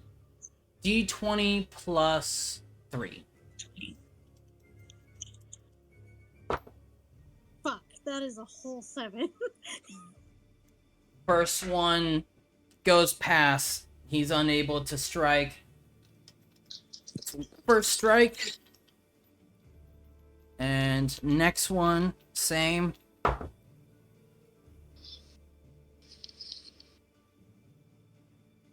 Much better. 21. As Zarin sees the ball coming, he meets it exactly where it is. Go ahead and roll 1d8 plus 2 and a d4 for Crusader's Mantle. So 4. 7. 7. That goes out towards second base. Got it. So the ball comes flying over here, and as it does, you see Yorvath attempting to run and meet it. He is going to do his dexterity save with an 21 as the DC.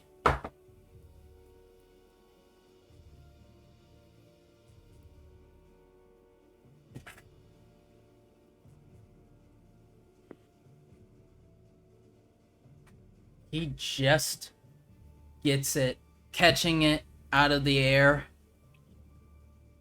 And that's an out.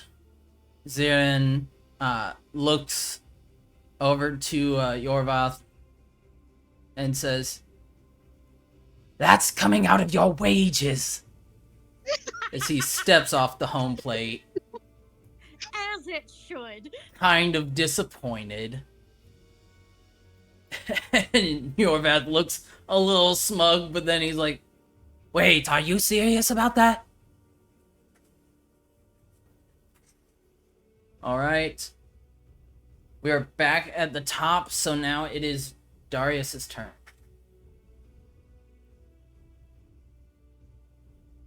You guys, I think that is that 2 outs that you are at now? Yeah, 2 outs. 2 outs. I'm trying to keep track, but also there's a lot of dice and things to deal with. So, We can make only one round for each team if you want. I think after this upcoming round, it's going to be a team switch. Oh no, that's what I meant. We can make only one. If I don't know what I'm saying. Well, depending on what happens with this. But you guys are at 2 outs. Freshly coming up to the plate is Darius. I think you guys are at like 9 runs. So that is a 16. It should be 7 runs. Or 7, Matt.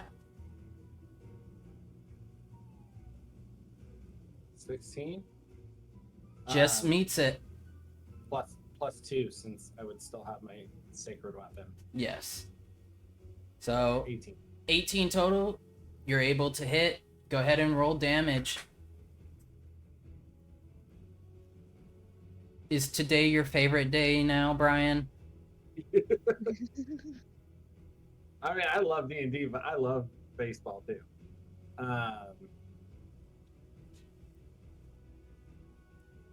All right, a 6. 6 total? Yeah. Okay. I'm not With gonna add more to it. This poor guy. with a 6, you make it out towards the farmer who rushes forwards. Onryo is trying to catch it. Total is an 18 that he needs to meet for his dexterity saving throw. He has a +0. It lands too far in for him to meet right here and hits the ground. You can run to first base as Valros begins charging to the next.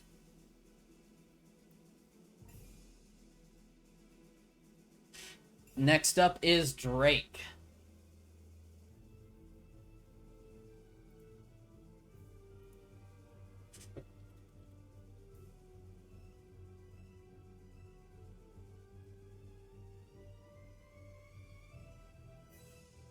So, Drake, you need to beat... I'll say this has been, like, a round for you guys. So you can still be enraged. He still has advantage on his throws. So that is a 21 that you need to hit.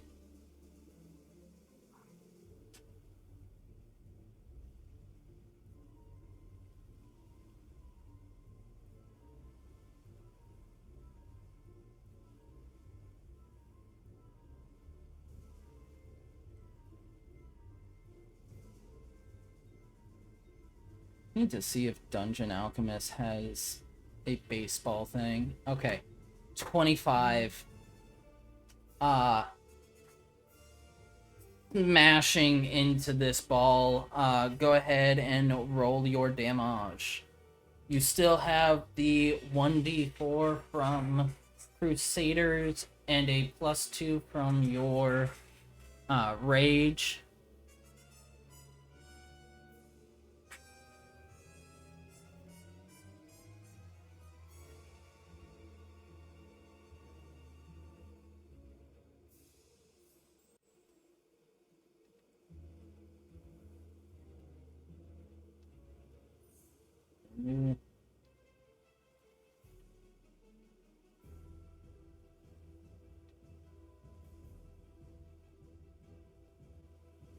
There.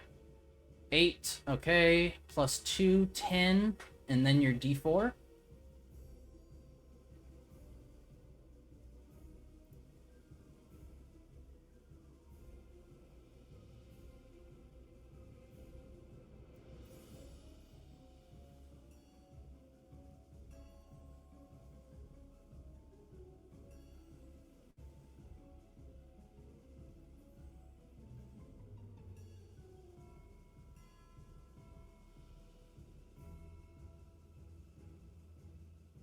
So 10, 12, that is a home run. So everybody clears bases as you get 3 more runs.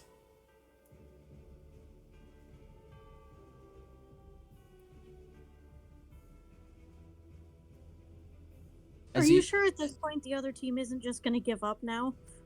At this point, the other team is gonna go. Or Gorham's gonna step up and say, "Okay, I think we've seen y'all are good enough at batting. How are y'all at catching? Let's switch fields, okay? We're gonna switch sides." You can see he's pretty flustered at this point. Sounds to me like someone's scared. Why was Amara just in the middle of the field? Will. So she was on the way to go sleep with somebody. Gorham's gonna step forward and say, "Well, you think my pitching arm's any good, you better see what I can do as a batter." So, you guys may choose which field position you want.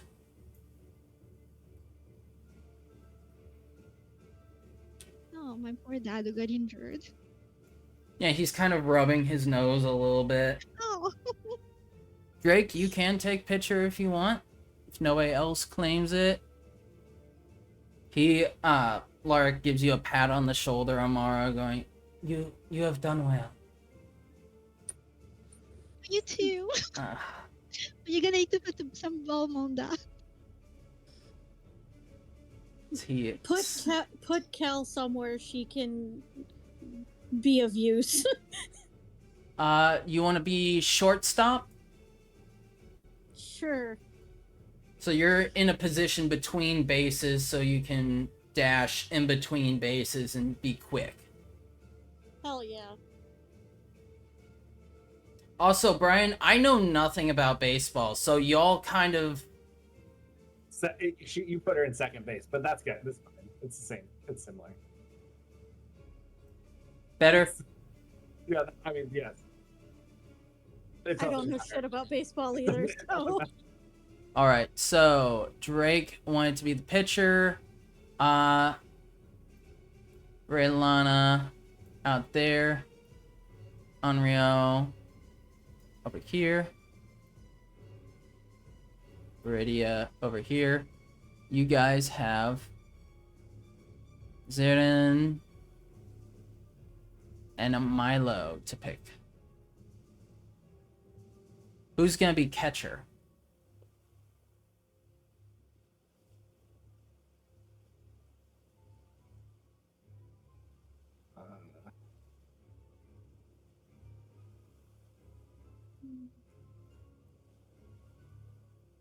Oh, we need one, don't we? I mean, I can go be catcher, but then someone's got to be on first.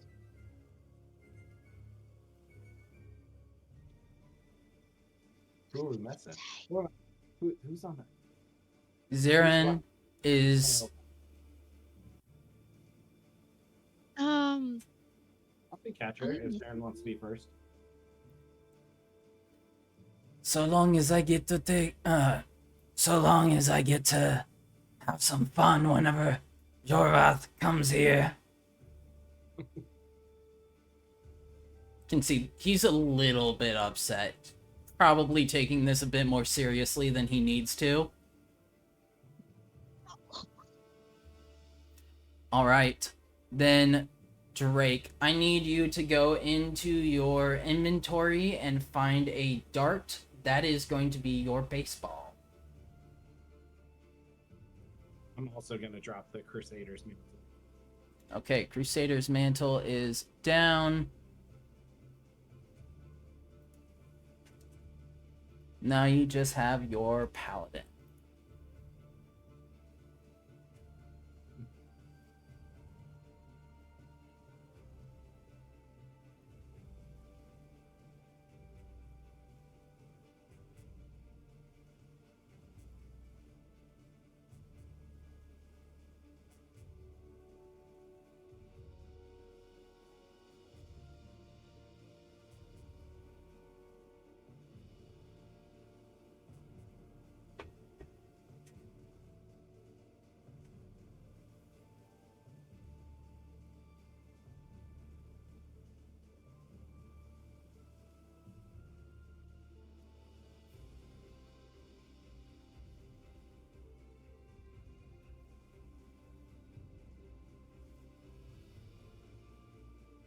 Once you have found a dart, I'll allow it on the first 2 pitches. After that, it's going to be considered dropped. So you still have advantage. Go ahead and roll at advantage. Gorham is stepping up to bat first.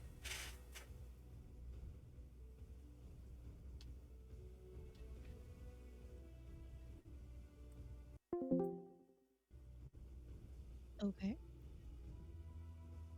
Natural 20 for a 27. Okay.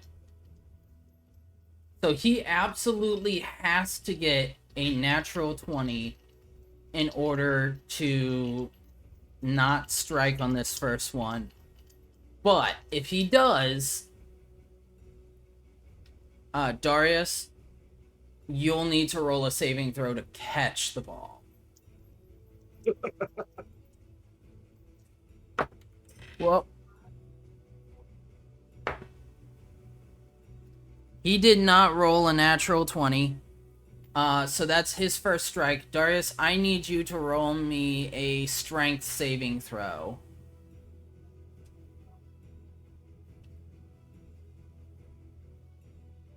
16? 16. You catch the ball, and as you do, you feel it still grinding against the leather, still spinning, and it is a shock to your hand. Okay, Drake. Okay. Jeez, not so bad. Now that's a cannon. Asterius just kind of playfully like side eyes the batter. Gorham takes his bat, kind of hits home plate, and gets standed up once more. Go ahead and roll again. This is the last advantage that you'll have.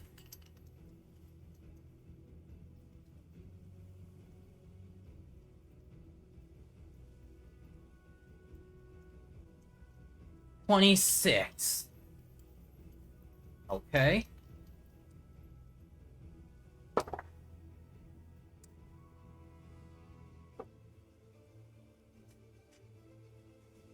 This one was much closer. Almost gets it, but it swings past and into your glove, Darius. Strike 2. Alright, one more time. This is a flat roll from you, Drake, but if you would like to add anything else to your throw in this moment, tell me if you have anything, then you can tell me. Otherwise,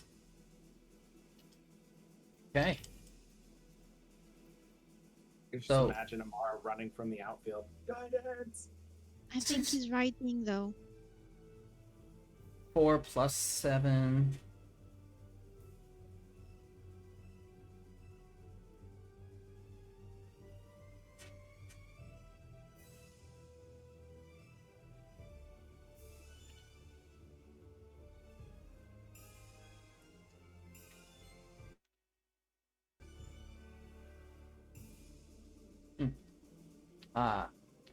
So that's a 4 plus 7, so 11.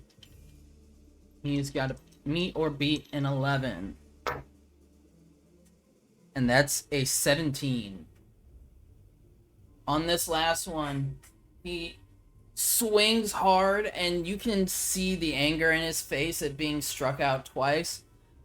This last one, he seems to put all of his anger into and hits it now. So that was a 18 to hit. He rolls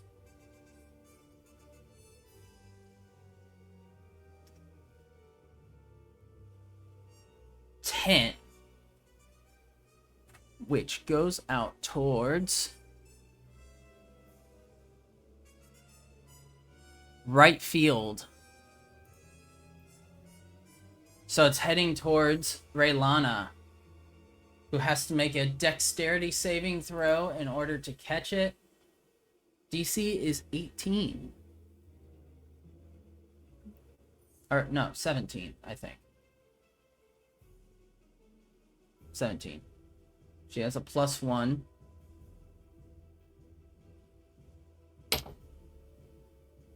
That's an 11.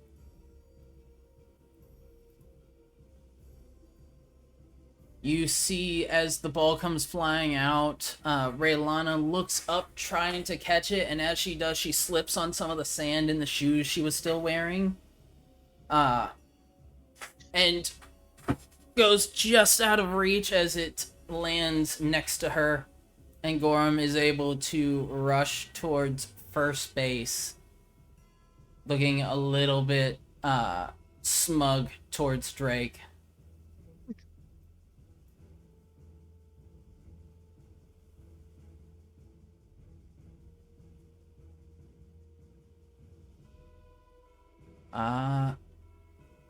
Larrick, lefty as well.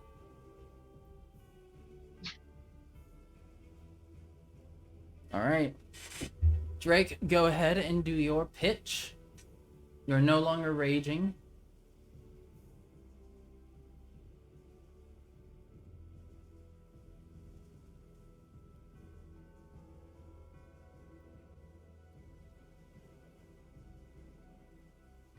Oof.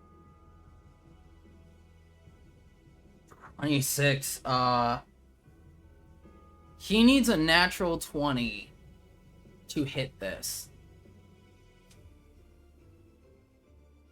Because that's the only way. He rolled a 2.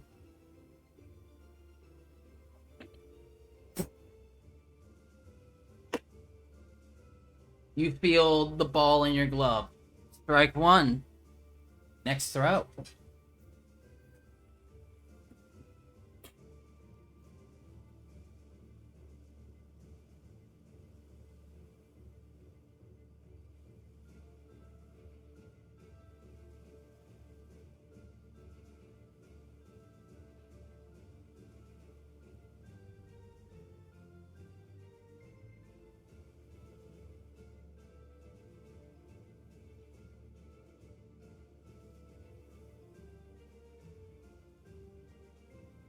He needs another natural 20 in order to hit this. He has a -1.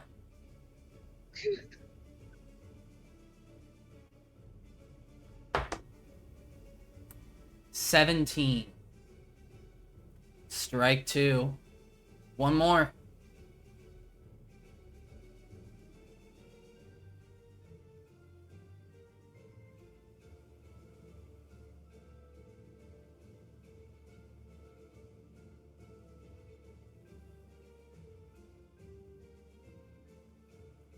Okay, that's a 14.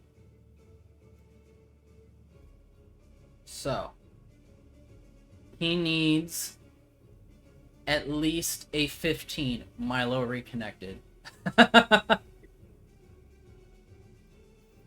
Oh yeah. So, he needs a 15 or higher in order to hit this. That's cocked.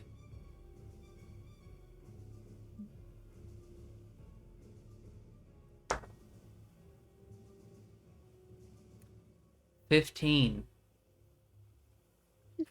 He smashes into the ball, and it actually flies off a little distance. Let's see where it goes.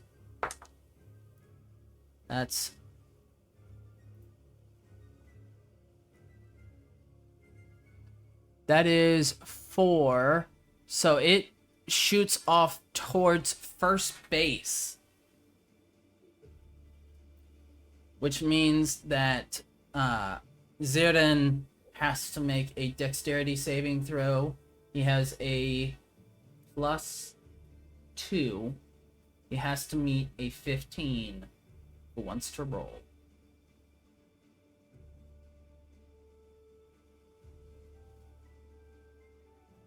I'll roll if you want.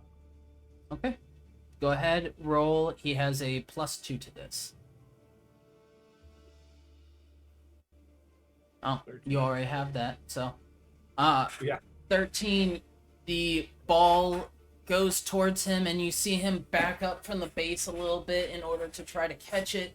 Jumps up and just barely tips out of the glove, rolling out before he's able to grab onto it and hits the ground. Gorham rushes off towards second base with Lyric rushing towards first, looking fairly happy with himself at this moment. But also, Gorham is going to try and steal a base. So, the last person to have the ball is Zirdan, and Gorham is going to roll his athletics, which he has a +8 in right now from being juiced.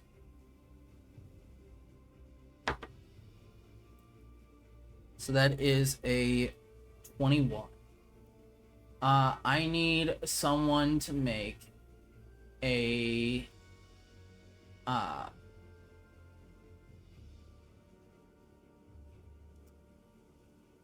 weapon attack, dart attack for Zirin. He has a +3.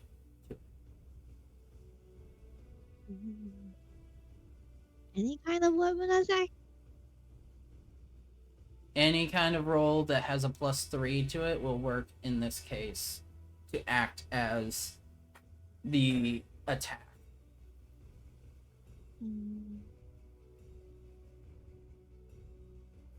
I have a sequel as a +3. Okay, go ahead and roll that. To hit? Yep. Go here. 16? He rolled higher than that.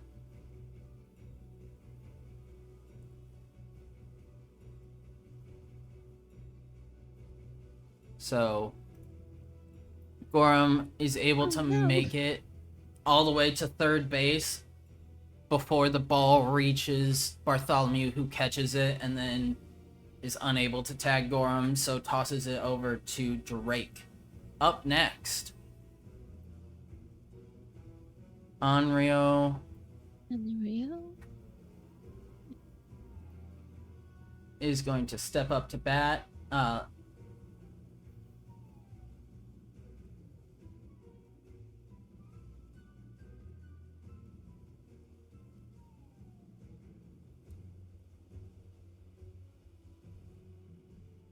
Sure, go ahead. Raging, the anger at seeing Gorham making it all the way to third base.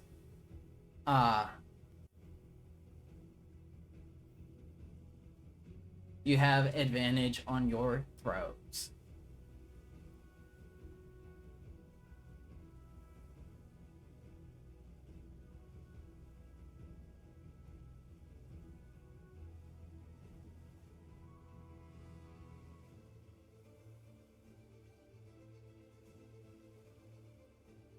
(17 + 7 is 24. So he needs to. He has a +0. He needs a nat 20 in order to make this.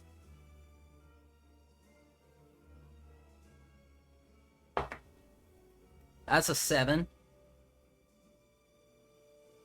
First one, strike. Next,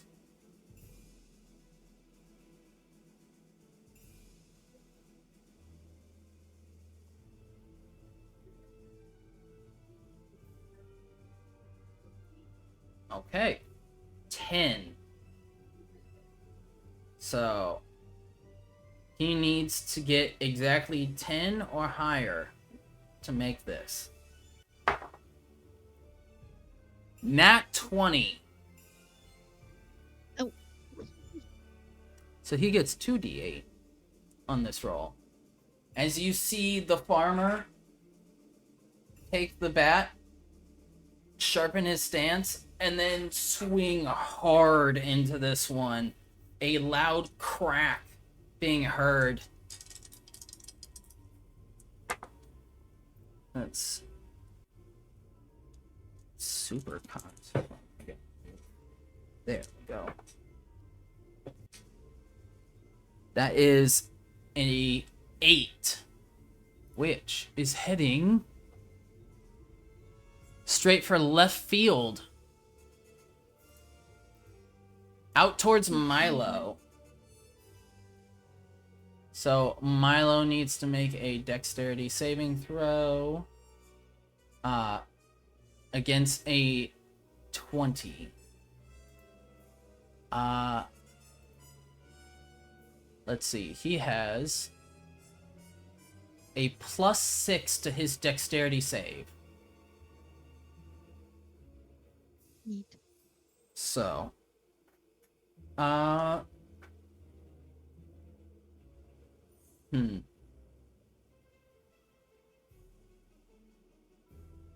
right now, I'll take over the other players' character sheets, just because that feels better than letting anyone else take over. So, but he got a 13, is unable to make it. Some sun gets in his eyes and he's kind of blinded and disoriented for a second as the ball lands next to him and bases are ran, with Gorham getting the first run. As he comes up to home plate, stepping on it, he looks over to Darius and goes, "Well, can't get everyone now, can you?" Before stepping to the back of the line. Amara, I want you to tell me, would your father attempt to steal for third base?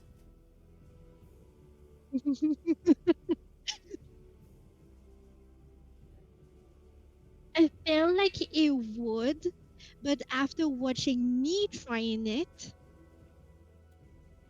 think better not to. By logic. Okay. So, up next is Ariette. This elven woman with brown hair that falls down and is kept somewhat in the back up in a small bun. The classic elven features,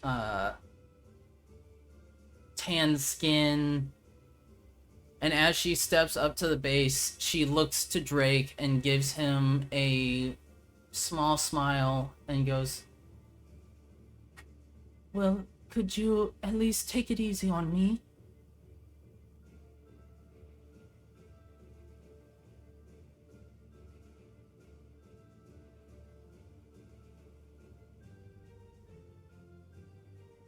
You can go ahead and roll if you want.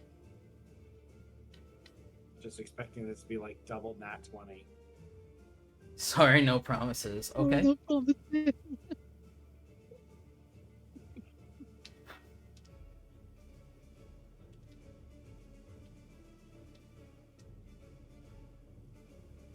23.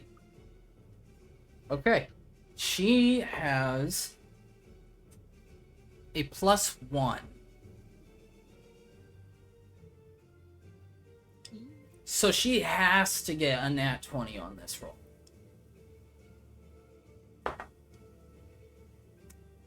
That's a 3.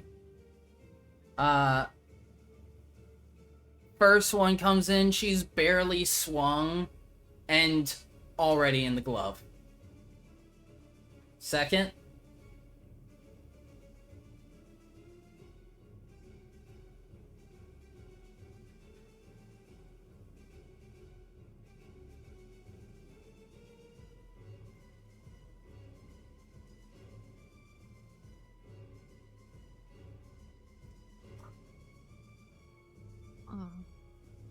If she does get a nat 20, this is going to be absolutely hilarious.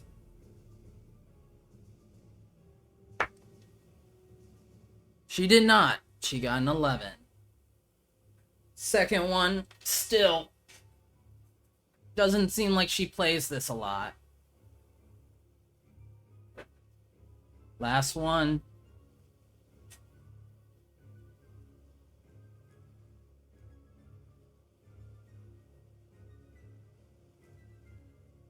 A 22.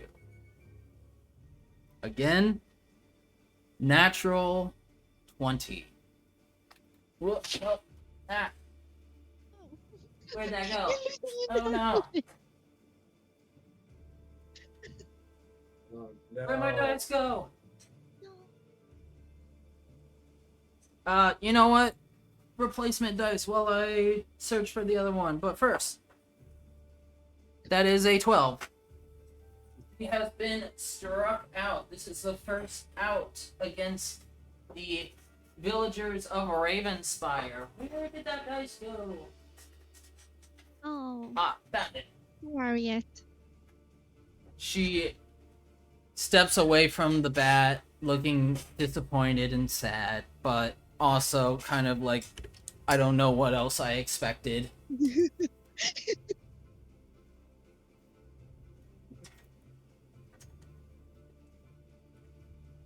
As Drake screams her, sorry! Next is the tall half-orc woman, Viridia, the wife of Gorum. And she looks to you, Drake, gives a small smile, and tightens her grip on the bat, and you can see the wood almost beginning to splinter.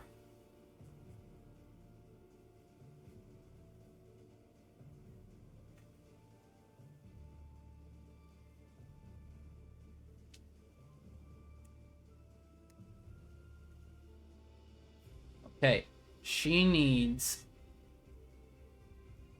an 18 or higher.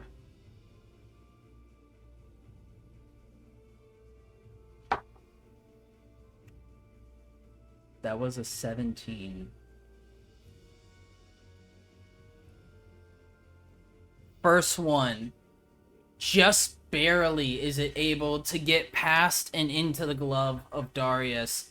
The bat very nearly making contact, but seemed just a second too late. As she shakes out her muscles a little bit and stretches before getting back in the stance. Ball back to you, Drake.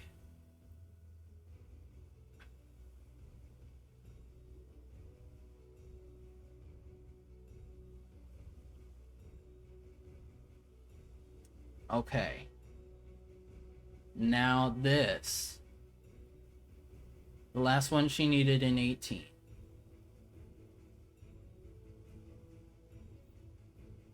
So she has that. Okay. So she needs a 13 or higher. And you know what? She's gonna recklessly attack this one.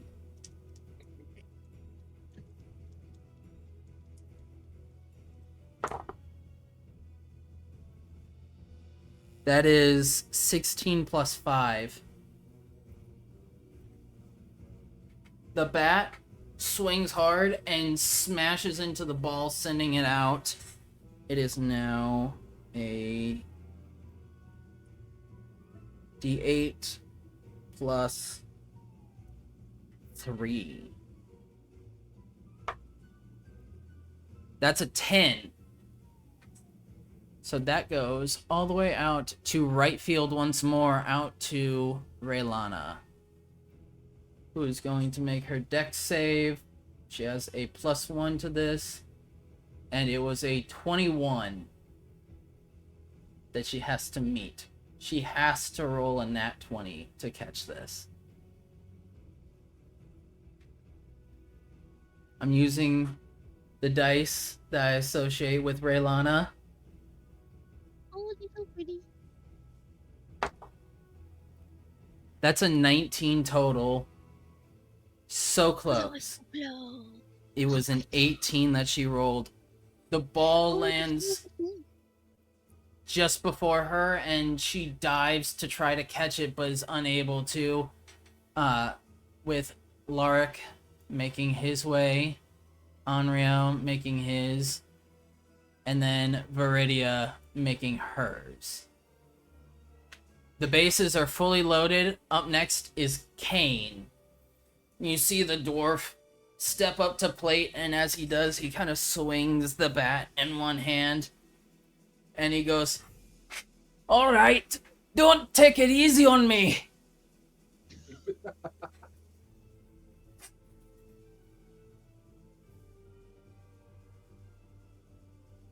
"24.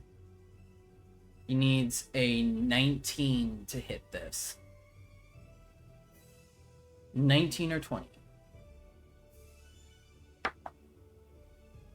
That was so cocked. Why does it keep landing there?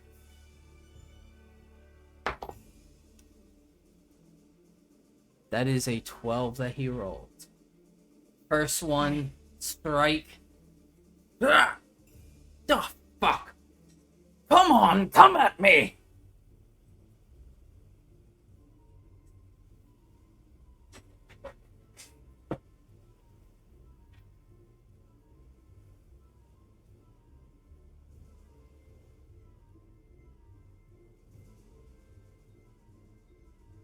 18.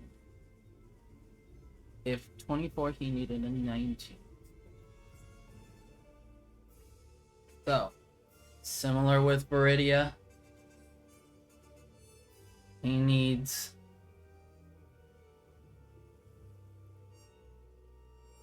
Yeah. He needs a 13 or higher.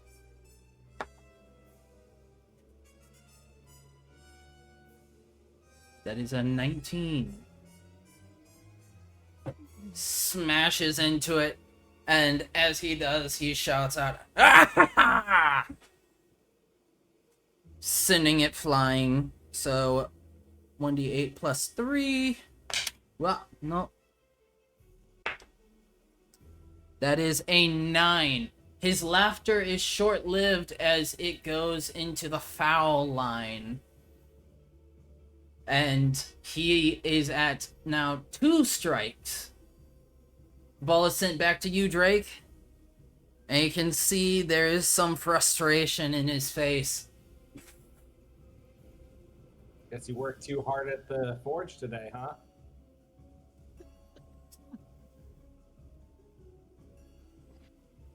$25. He has to roll a nat 20 in order to hit this.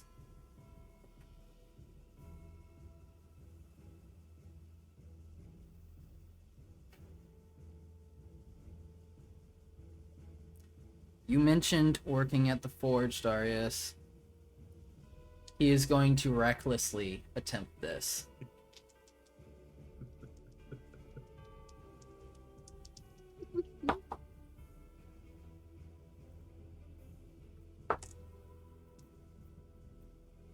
Blah! Why must you do this? And with a 23, it is not enough to meet it or beat it. He swings hard, anger filling him, but is unable to meet ball to bat. That is another strike out. You see him walk away, and as he walks away, he looks to you, Darius, and says, "Remember, she's my niece." And heads off. Now it's time for Dati. Dati. I don't speak that often, so... He is a right-handed. You have 2 more advantage throws, Drake. So, first one.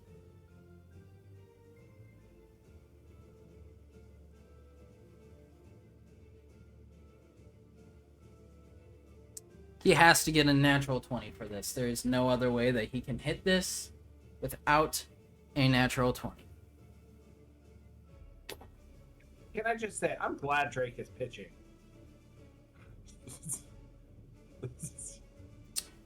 That's a 19. First strike. Daichi narrows his eyes a little bit, trying to block out some of the sun.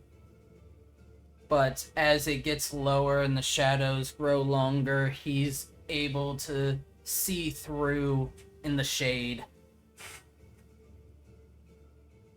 Go ahead with your last advantage throw.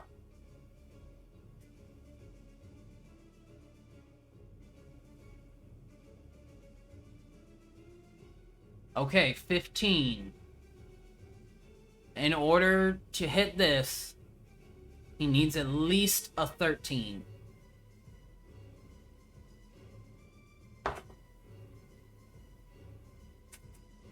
And with a 16 on the roll, a 18 total. The ball goes. Let's see what direction. It could still be a foul ball. He has a plus 2. So that's a 6. It is heading out towards Cal. Cal, Finally. I need a dexterity saving throw from you.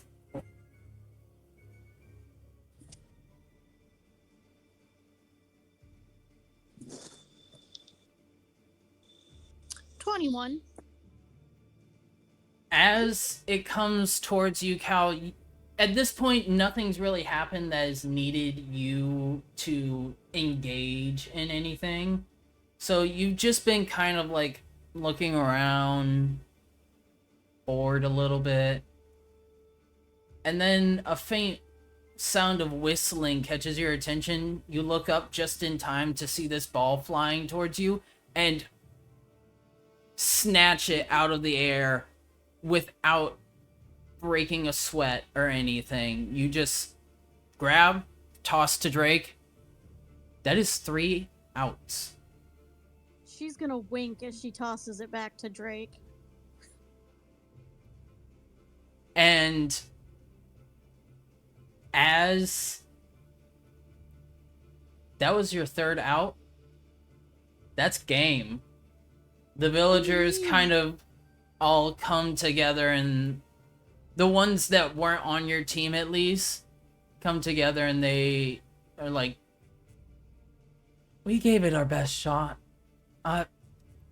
You see Gorham talking to everyone over here and saying, you all did fantastic. Don't worry about it. They've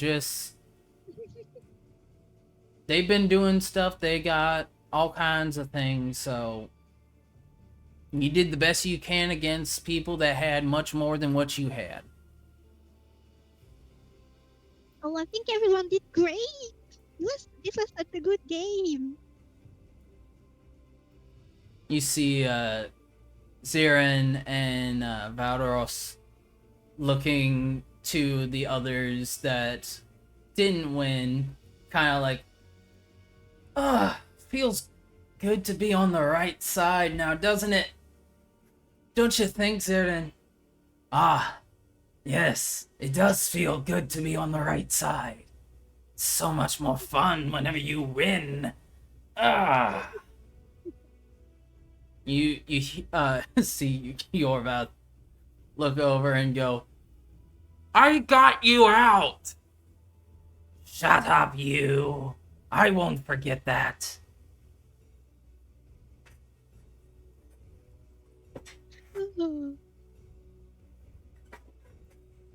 And I think with the end of this, we're gonna call session here because it's just the 4 of you guys. So you guys end off with a small celebration. Being the victory team, there is a tired child that comes up to you and hands you a little wood-carved trophy that says Ravenspire Shore Strike Champions. You can see that it was very intricately carved to look like a actual trophy, and someone has painted the outside of it with metallic paint in order to give it the appearance of actual gold. Though from weight alone you can tell this isn't actual gold. But yeah. That's our game. So as we Just real quick. Yeah. Darius will cast Cure Wounds on his hand since Drake basically broke it. Yeah, that's definitely stinging for a while. Like, even shaking it out wasn't really enough. The only thing that got you through it was, like, not focusing on the pain and focusing on the next throws. But with a Cure Wounds, you're able to knock out the pain and get rid of that. Yeah. And as the victorious team, you now get A long rest? Most definitely. Yeah, it is getting closer to night. Dinner can be had, long rests can be taken, and Thank God. everything can be set. Drake, I don't think that you leveled up with us last time because you were not here for that. So go ahead and level yourself up to level 9. The baseball episode is when you level up. So we will now go to our comments, questions, and concerns that we like to do at the end of every session. So, Darius, starting us off. Oh my God, I love this session. I'm a huge baseball fan, so this was a lot of fun. Glad that I can add something. I will drop the link for the rules that I found, so you guys can see exactly what I was doing. But Other than that, I mean, fun session. We got to kill Gillidan somehow, but we'll get there. yeah, that's gonna take part in possibly the next session. Which, by the way, we will not have a session next Saturday or the Saturday after, as I will be on vacation for that. So I will be out. But yeah. Sweet. All right. Next, Amara. It was very fun, as always. I really do. I really enjoyed the little banters that our used to be seller had between each other. That was very nice because it was like partitioning into okay, so beside living in the same place for such a long time, they had a little bit more than just being like children that grew up together. Technically they did not, but whatever. It was very nice to see, and I saw who you picked exactly. That's not actually.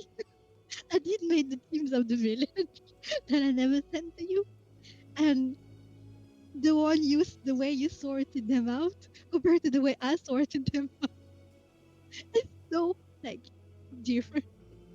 So that was interesting. But yes, again, it's nice to see the village actually being brought to life. Very enjoyable. That Uh, is all. and later I'll talk to you about what what it's going to look like with Geladon and everything with this game, more specifics. But I know. Because you've kind of been also fleshing him out along as we went, weren't you? Yeah, I remember we talked about that long ago. But yes, that would be a noise. Um, yeah. With the game, I completely forgot about it. Sorry, but yes. Looking forward to that talk. all right. And up next, Drake.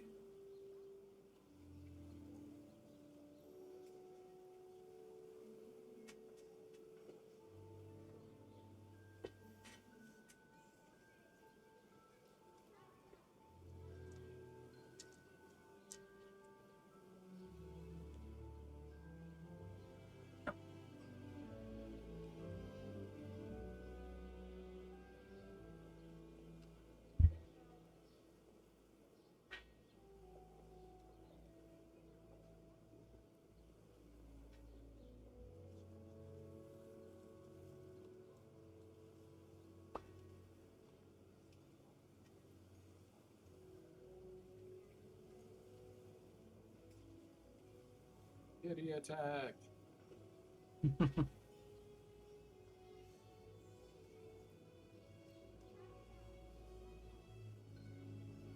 Had a great time. Awesome. Love to hear it. All right. Then, last but not least, Cal. So, first off, the good news is that if we're coming back to 16th, I should be at home and on my computer for that session. Yay!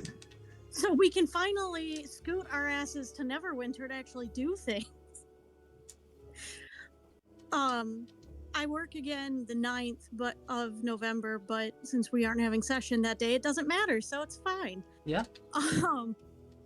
But in the meantime, I should be more or less open if there's anything that you and I need to discuss for Cal returning back to Neverwinter. Yes. But otherwise, this was a fun session. I got more gold for the rocks and stones that I found under the manor than I thought I would. And it's one less thing for me to have to remember to do. You also got to be fast as fuck and most reflex. Yeah. Cal is definitely gonna be a smug little asshole for a little bit. especially towards whatever the first pitcher's name was. Gorham. Yeah, like, seems like your batting sure did you all of the favors. Oh, that's gonna be fun. But yeah, there was okay. There was some things that they could have done if you guys had rolled lower, but because you kept rolling so high, they weren't able to do the things that they wanted to do. But Sucks for them. think it's gonna be fun.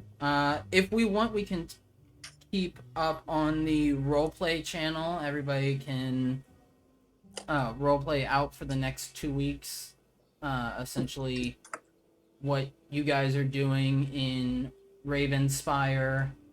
If you need me, you can tag me in it. Otherwise, I will be out. So, but I will get in contact with some of you about character stuff. So keep that in mind, and if there's a day that works for you better, let me know. But I think that's it. So we're ready to end stream. Was that your question, comment, and concerns? No. Go on. Don't be shy. My only thing is, Darius, you're still okay with that romance between you and Ilda? Okay. And, I'm gonna have to talk to... You muted. Yes, but I'll try to make it a little less awkward. Oh, that's fine. Darius, everything starts off awkward. It's Yeah. cute. Don't worry about it. Everything is awkward. Listen, even Lucius and Cal were awkward. You just didn't see it because it was in the roleplay chat. Yeah. Lucius is very... Yes. Do I have to open that? Because someone wants to look at all of the roleplay? Yeah. Why do you think like that? Yes, please. Also, wanted to announce that I am getting closer to working, to making the Percy Jackson, D&D system. I am working on spellcasting and how that would work. And then I have to work on the gods and stuff. But after that...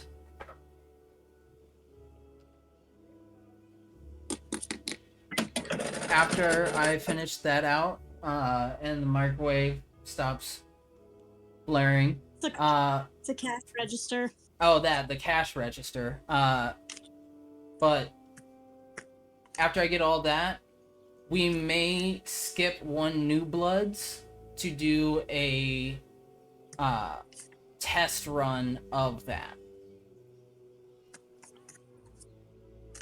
So, look forward to that. We shall see how that goes. But it will be a one-shot, because after the first test run, I know there's going to be things that I have to work on.